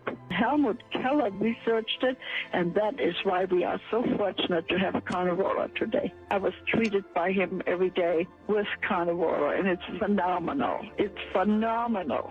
And you don't really have to be very ill to have the benefits of Carnivora. How many weeks or months into the supplementation did you start feeling that there really is an impact? I'm going to live. Probably 2 months, and that was by observing the blood work. So you were supposed to die in 3 months, and 34 years later, you're helping others to heal. I am staying with my natural programs, one of which is Carnivora. You cannot stop and say, oh, I had enough, I feel good. That is the wrong way. That's why I feel so fantastic, and I'm past 80. Beautiful. Carnivora will make all the difference in the world. This is George. I promised you yet another fantastic real-life story. Hope you enjoyed this one. Call Carnivora at 1-866-836-8735, 1-866-836-8735, or visit carnivora.com, carnivora.com. Call today. Time's running out to win $1,000 a day for life from Publishers Clearinghouse. Enter at PCH.com, and you and your family could soon be celebrating the win of a lifetime. Don't miss your chance to win $1,000 a day for life on October 31st. Go to PCH.com before it's too late. That's PCH.com. Better hurry if you want the next big winner to be you. Enter now at PCH.com. Entries due 10/28. No purchase necessary. Void where prohibited.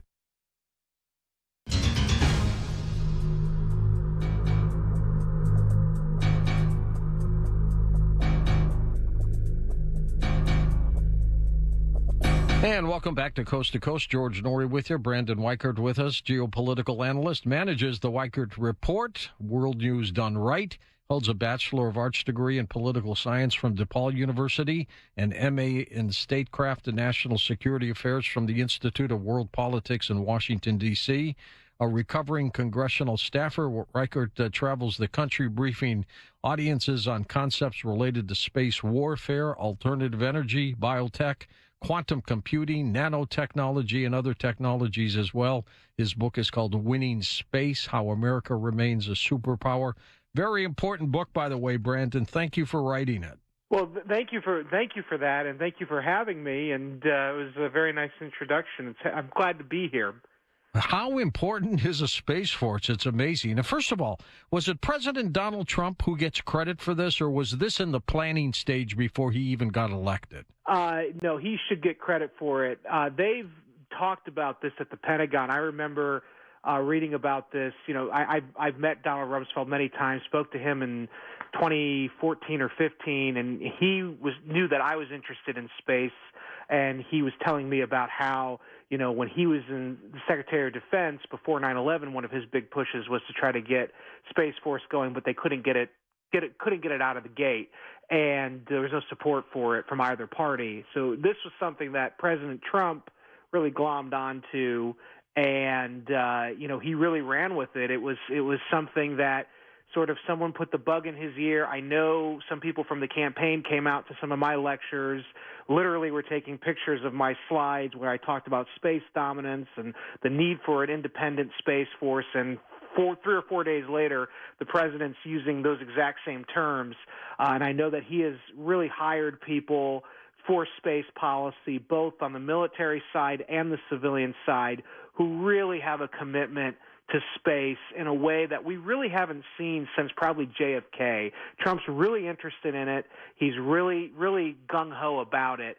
And so I think he should get the credit. Of course, the political environment being the way it is, you know, where half the country thinks Orange Man bad, who knows? But my personal opinion is, yes, he should get the credit for it. What happens to the Space Force, Brandon, if he's not reelected?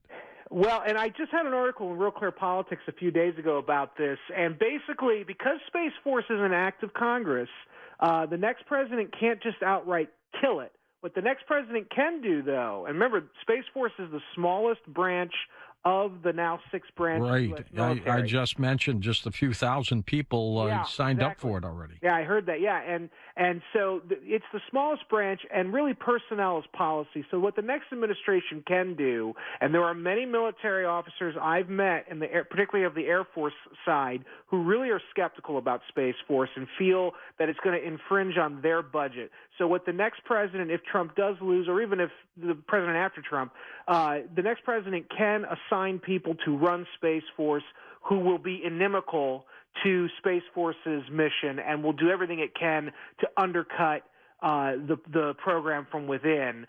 So they can't outright kill it, but they can certainly do things to sort of deprioritize and put people in charge who aren't going to make it this great branch that it should be.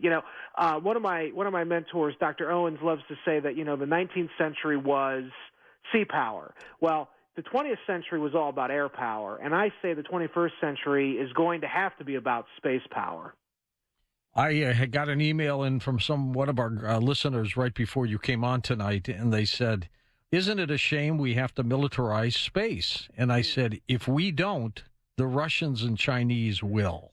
Yeah, and that's a common misconception, because my argument in the book, in Chapter 2, Chapter 3, The Case for Space, I go through the history briefly of sort of human development of space and human activity in space, and whether we're talking about the formation of the rocket or we're talking about the launch of Sputnik, these were military endeavors, or rather they didn't become fully realized as technology in the real world until the military really pushed these things into the next level. So in my book, I argue that space has always been militarized. It was in the context of the Cold War that we created NASA. NASA may be a civilian program, but it had very strategic military objectives, which was to beat the Soviets in the space race. And we now today rely heavily on satellites for not just civilian functions, but our military is entirely dependent on satellite constellations for power projection. And so we've already militarized space a long time ago. The question is, are we going to weaponize it? And as I argue in the book, if you look at in the form of dual-use technologies, I think Russia and China have already been weaponizing space in the form of co-orbital satellites, for instance, which are small satellites that are launched up and can tailgate our satellites, and if need be, the Russians or Chinese could order those space stalkers, those small co-orbital satellites with grappling claws, to latch onto our satellites and literally push them out of their orbit to render our forces on land, at sea, in the air, or within cyberspace deaf, dumb, and blind. We've talked a lot on this program, Brandon, about an EMP attack, electromagnetic pulse attack, a nuke detonated high atop the atmosphere, which would render our power system useless and literally wipe us out.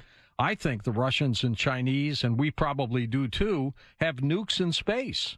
It's possible. I think it's certainly that was a fear in the Cold War with the Soviets, and that is certainly a possibility. I think something to watch out for in terms of electromagnetic pulse is also the North Koreans and Iranians. Yes, the Chinese and the Russians, they can be crazy, but I think ultimately they have very obtainable in their eyes objectives. So going all the way to an EMP strike, I think, would sort of be a last-ditch effort on their part. But with North Korea, especially North Korea, with its nuclear capabilities where it's at, and they have a robust nuclear capability now, and they've been launching satellites since 2012 into orbit that remain in orbit, by the way. They're in these weird orbits around the Earth, a lot of polar orbits. But James Woolsey, who I know, he wrote several articles over the last 10 years warning how North Korea could be seeding orbits with low-grade electromagnetic pulse weapons, which could be basically used to kind of like a Bond villain, hold the world hostage. Either you give up South Korea or do what I want, or I'm going to detonate these things and send you back to the 19th century and see how much you Americans like living as North Koreans do. Exactly. And they'll say, if it even happens to us, we don't care. That's right. That's right, because look how they're living now. And another thing, when I worked on the Hill, they were still dealing with the after effects of the EMP Commission, which was a huge study, which took years to complete. And basically, they found that the United States cannot survive such an attack. That in the worst case scenario, given how dependent we are on these electrical systems, an EMP strike above the continental United States over the course of 2 to 3 years in the worst case scenario could wipe out anywhere of 80 to 90% of the population, not just directly, but from after effects of riots and food shortages and disease proliferation and all of the horrible things. And, it's a real doomsday scenario for a society like ours, which has become so dependent on advanced technology for our most basic operations. In 2013, the BBC did a report on what would happen if all the satellites just went out. Right. And this was 7 years ago. This would be a disaster then. It would be worse today. Just about everything is controlled by satellites. Everything. Television, cell phones, banking, everything. Everything. I saw a report by CSIS, which is a think tank in Washington, and I think this was from a couple years ago. They said something like 89% of America's systems, of American life, relies on satellites. As I talk about in the book, I can't go on to Facebook without my signals passing through space. I can't use my card at a gas station to pay for gas without those signals passing through space. That's right.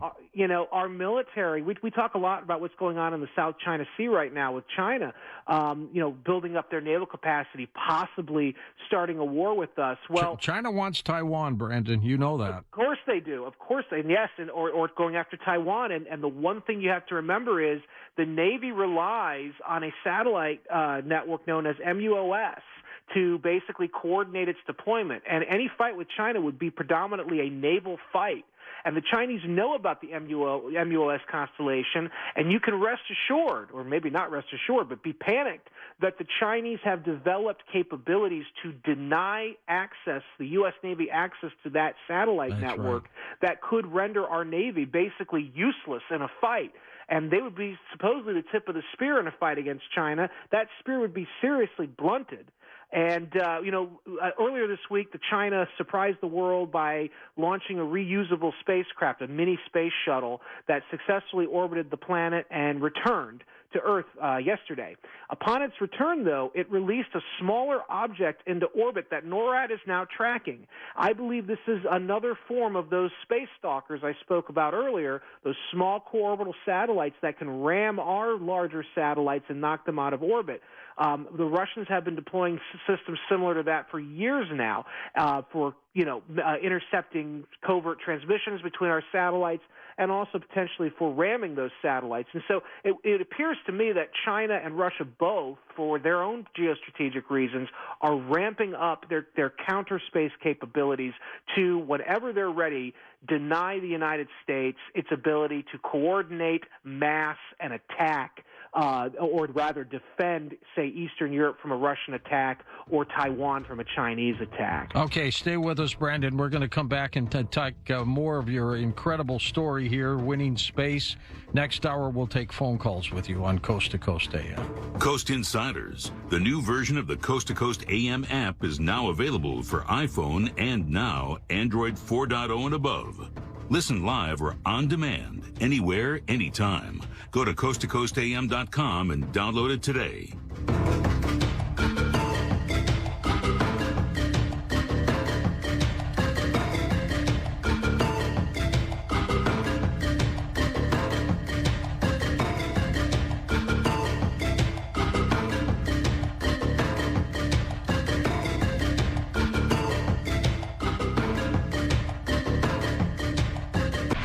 A scholarship opportunity at WVU Parkersburg enticed me to attend the college decades ago. It was the best decision I could have made.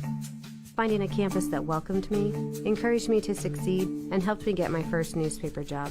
I learned then and still believe today that quality education doesn't have to come with a student loan debt that takes years to pay. Today, I am honored to work at WVU Parkersburg as the Vice President of Institutional Advancement. I am Tori Jackson, and I am WVU Parkersburg proud. Now, it's more important than ever to refocus on your long-term health and well-being. At Memorial Health System, you can rest assured we are doing what we can to help keep you safe. Our outpatient lab and screening location protocols include social distancing, mask wearing, additional cleaning, and the ability to wait in your vehicle until it's your turn. If you've postponed an imaging or other screening appointment due to concerns about the spread of illness, now is the time to come get them done. Expecting the unexpected. It's what we do. Memorial Health System. Expect more.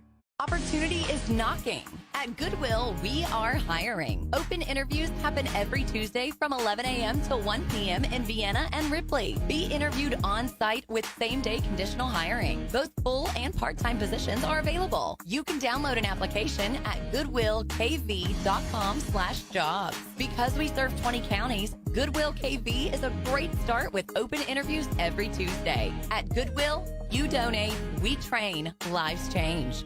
To kick off the 101st football season, DraftKings Sportsbook, America's top-rated sportsbook app, is giving all users a no-brainer to start the season. For Week 1, DraftKings has moved the spread to Kansas City, plus 101 points for all users. So, even if Kansas City loses by 100 points, you still win big with DraftKings Sportsbook. Plus, DraftKings is giving away up to $100 million in prizes to all users who enter their free football survivor pool. Download the top-rated DraftKings Sportsbook app now and use code IHEARTWV. That's code IHEARTWV to get in on all of the action. For a limited time, only at DraftKings Sportsbook. Must be 21 or older. West Virginia only. Eligibility restrictions apply. See DraftKings.com/sportsbook for details. Gambling problem? Call 1-800-GAMBLER. DraftKings is a partner of Hollywood Casino at Charlestown Races. All games regulated by the West Virginia Lottery. Please play responsibly. Progressive presents The Sounds of the Old World.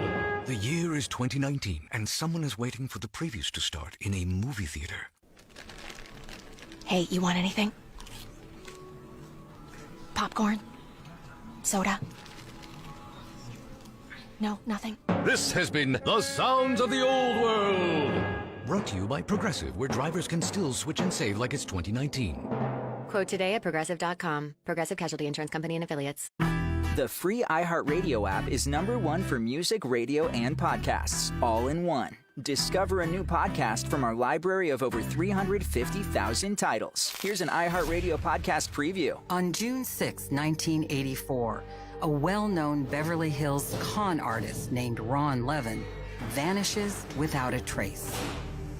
8 weeks later, a wealthy Iranian exile is kidnapped out of his home and is never heard from again. At first, the two disappearances seem unrelated, but soon suspicion falls on a group of young men, united by greed and privilege. They are the golden sons of LA's wealthiest families.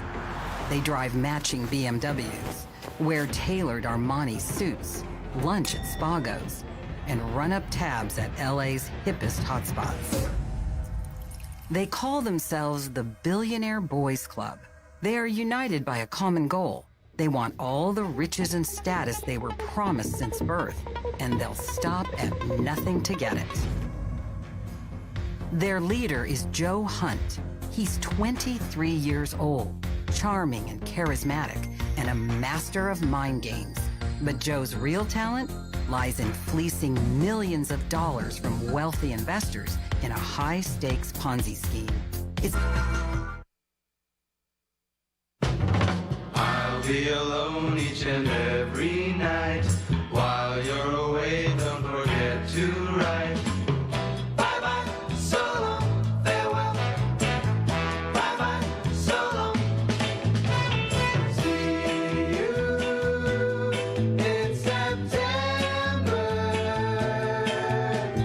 See you when the summer's through. Here we are, saying goodbye at the station.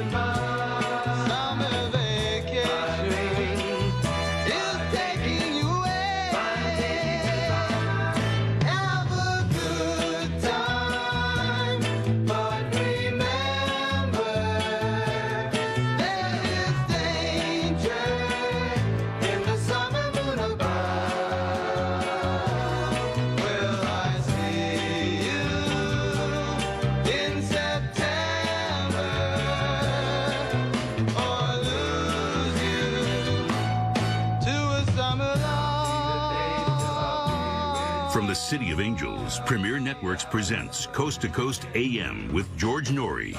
We'll let you jump in next hour as we take phone calls then with Brandon Reichert as we talk about his work, Winning Space, How America Remains a Superpower. His website is thereichertreport.com. Don't worry about spelling. We got it linked up for you at coasttocoastam.com. I'll tell you what else we have going for you. Beyond Belief, our television program. Well, it's time to head over to beyondbelief.com and tap into that full potential of the human mind with guest Caroline Corey. That's our free episode right up there. While you're on the website, just check it out, and you can find out how you can access the whole Beyond Belief catalog of shows. So head over to beyondbelief.com. And here's something you can believe. With age, women and men have issues with fine lines, wrinkles, under eye bags, crepey skin on the neck, and aging on the hands. Dr. Nathan Newman, doctor to top athletes and celebrities, plus creator of stem cell-based Luminesse, is proud to announce a much lower price on his products. Dr. Newman, tell me about the long-term benefit of Luminesse versus other store-bought products. The technology that we have comes from the factors and the polypeptides that the stem cells are producing. These are the language that the skin uses to talk to each other. And by using these products, you're maintaining the health and balance of the skin versus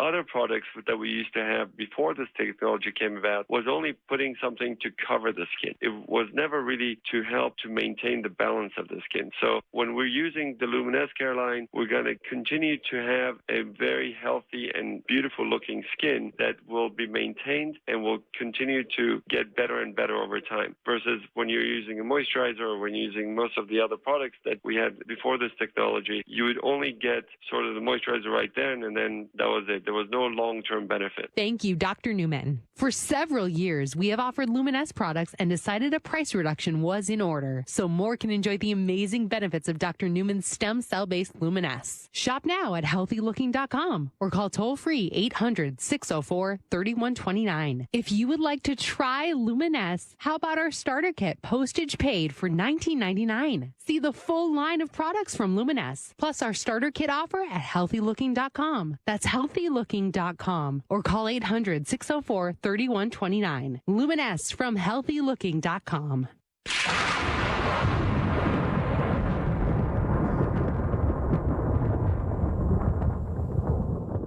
Have you wanted to speak a new language but thought it would be too difficult? Then try Babbel. Babbel starts by teaching you words and phrases that gradually get more complex. Soon, you're practicing short conversations. So in 15 minutes a day, you'll be speaking a new language in a few weeks. Babbel is built around real life. It teaches you practical conversations that you will actually use. Babbel, language for life. Now try Babbel for free. Just go to Babbel.com and start learning a language today. That's BABBEL.com. Time's running out to win $1,000 a day for life from Publishers Clearinghouse. Enter at PCH.com and you and your family could soon be celebrating the win of a lifetime. Don't miss your chance to win $1,000 a day for life on October 31st. Go to PCH.com before it's too late. That's PCH.com. Better hurry if you want the next big winner to be you. Enter now at PCH.com. Entries due 10/28. No purchase necessary. Void where prohibited. Hi, it's MZ from proud Coast to Coast AM affiliate KSCO in Santa Cruz. Every 6 weeks or so, Dr. Joel Wallach makes a guest appearance on Coast to Coast AM to talk with George and his audience about health challenges and how to beat them naturally with nutrition. Because of Doc Wallach's impressive track record helping people live healthier lives for many decades, it's no wonder that Doc is one of Coast to Coast AM's most popular and requested guests. The questions pour in, but there is never enough time for everyone who wants to talk to Doc to do so before the 2-hour segment ends. So now something new has been added. 2-hour weekly Zoom meetings every Friday morning from 8 a.m. to 10 a.m. Pacific time. We call the sessions Ask Doc Live, and it's real easy to sign up to attend. Just go online to AskDocLive.com anytime 24/7 and sign up for the newsletter, which will also get you a link to the next Ask Doc Live Friday morning Zoom meeting. 2 more hours each week to talk with Doc Wallach about your health. Sign up at AskDocLive.com. That's AskDocLive.com.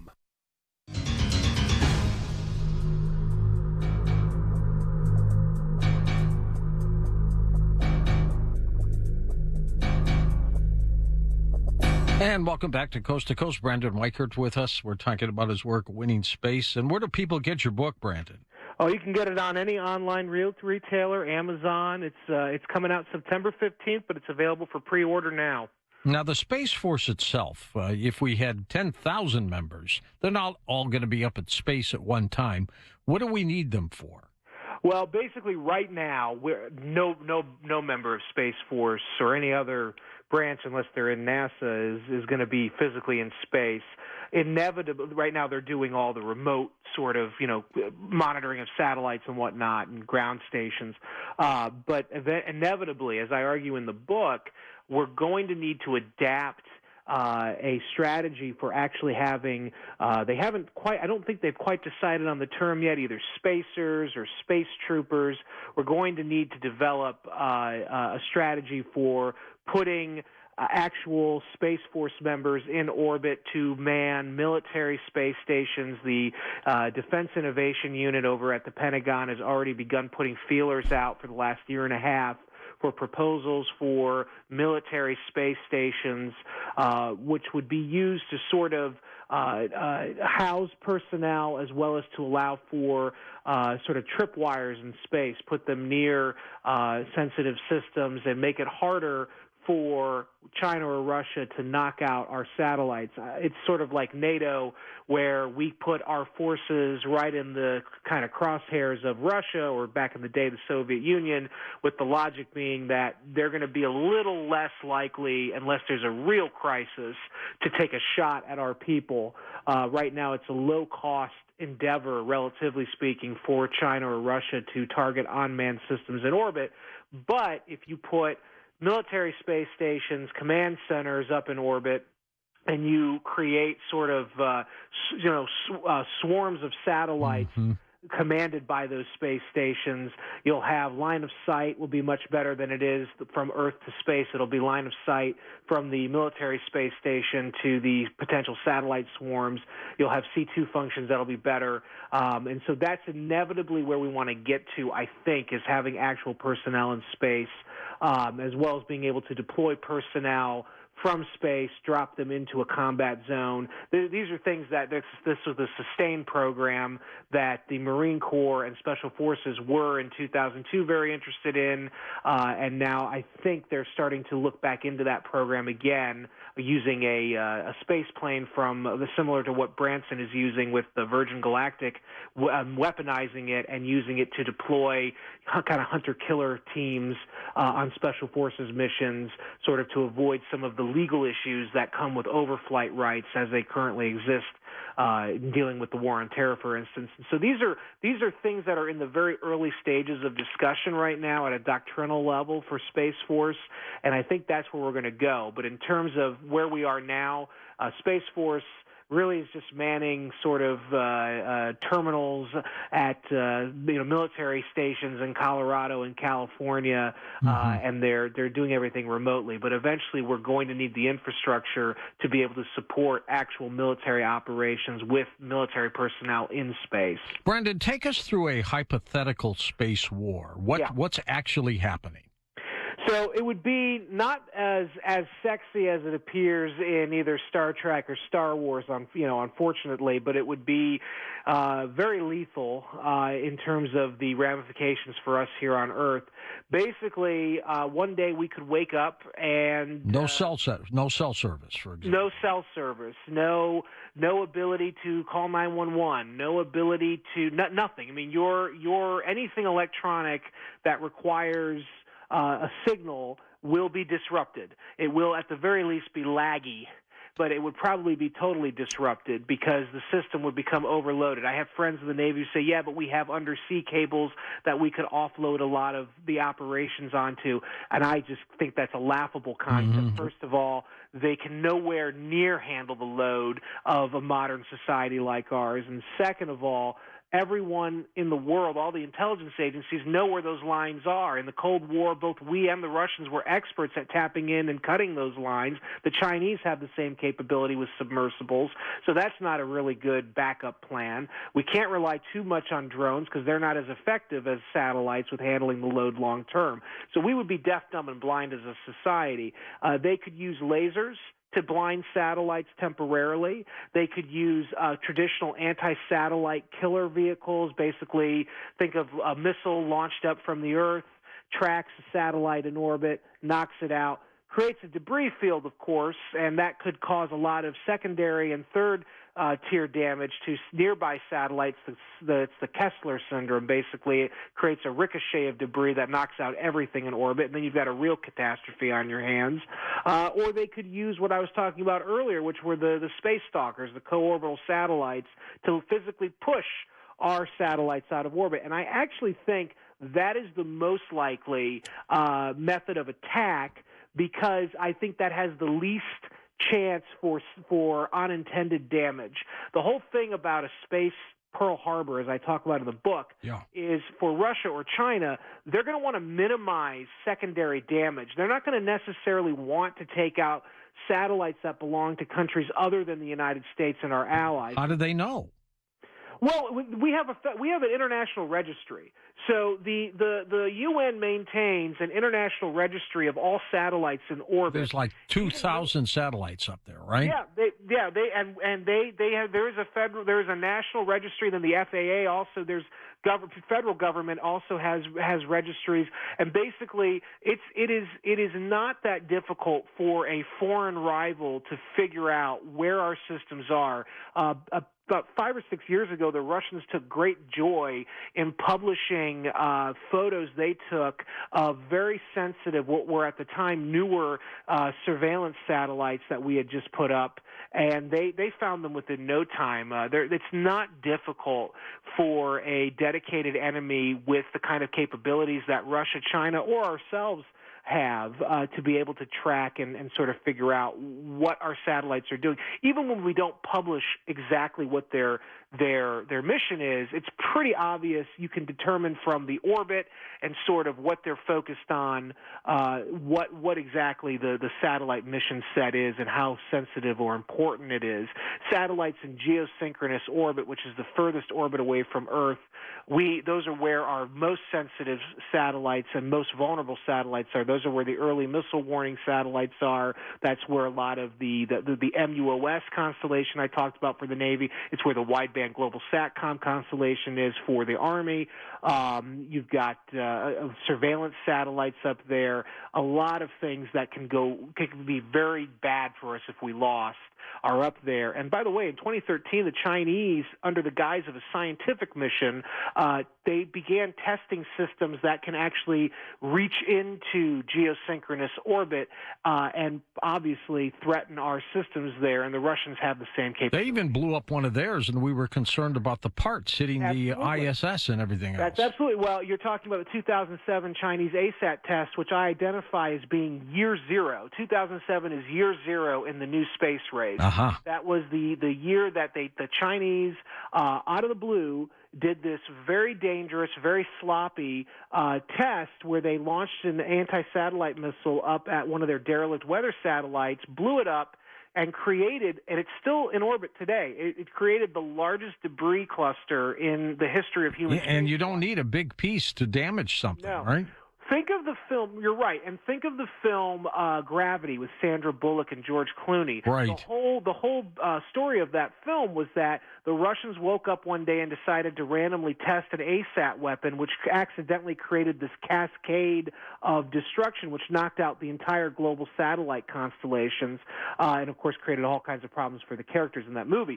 But the point is that is based on the Kessler syndrome. That is a real risk that we're running today, and which is why, and the Russians and Chinese are aware of that, and I think particularly the Russians, if they were going to do a surprise attack, would probably prefer a co-orbital satellite attack. The Chinese, with their 2007 ASAT attack, though, were sending a signal to the Americans that A, they can do this, and B, if need be, they'll risk taking out the world's satellites, because right now there's an imbalance in our ability to rely on satellites. Basically, we rely disproportionately on satellites, more so than our enemies do. Now, that could change over the next decade, especially as China is becoming more advanced. But until the next decade, there's really going to be an imbalance in the way that we rely on satellites relative to how our enemies do. Is it an act of war, do you think, to take out a satellite? I would argue that it is.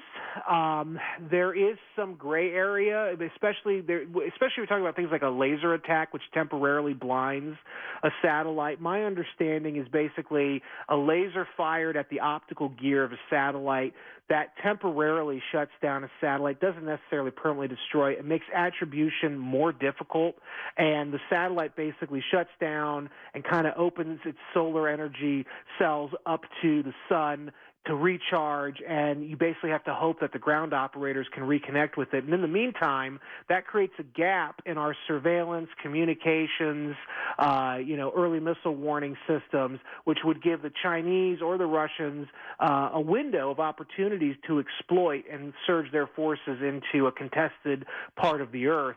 And that's sort of the basis of a counter space attack, render the Americans blind. So it's hard to be able, in some cases, to be able to attribute the attack, and it would be difficult for us to say it's an act of war. But yes, technically, I believe it is an act of war, yes. But who do you blame? How do you blame? What if the Chinese say we didn't do it, the Russians did, and then vice versa? Absolutely, and that's the key. We do have the ability, though, to basically backtrace and figure out. It would just take time. A laser attack would be very hard for us to determine, but we would figure it out. And we can especially figure it out because the Chinese have been extremely hot and heavy in laser technology for counter space operations development.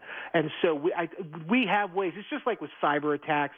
There's a myth out there that we have no ability to know exactly where a cyber attack comes from, which I have friends that work in the NSA, and they laugh whenever they hear that in the news. We have the ability to attribute these things. It just takes a little bit of time, but we can figure it out. It's not impossible. Something like a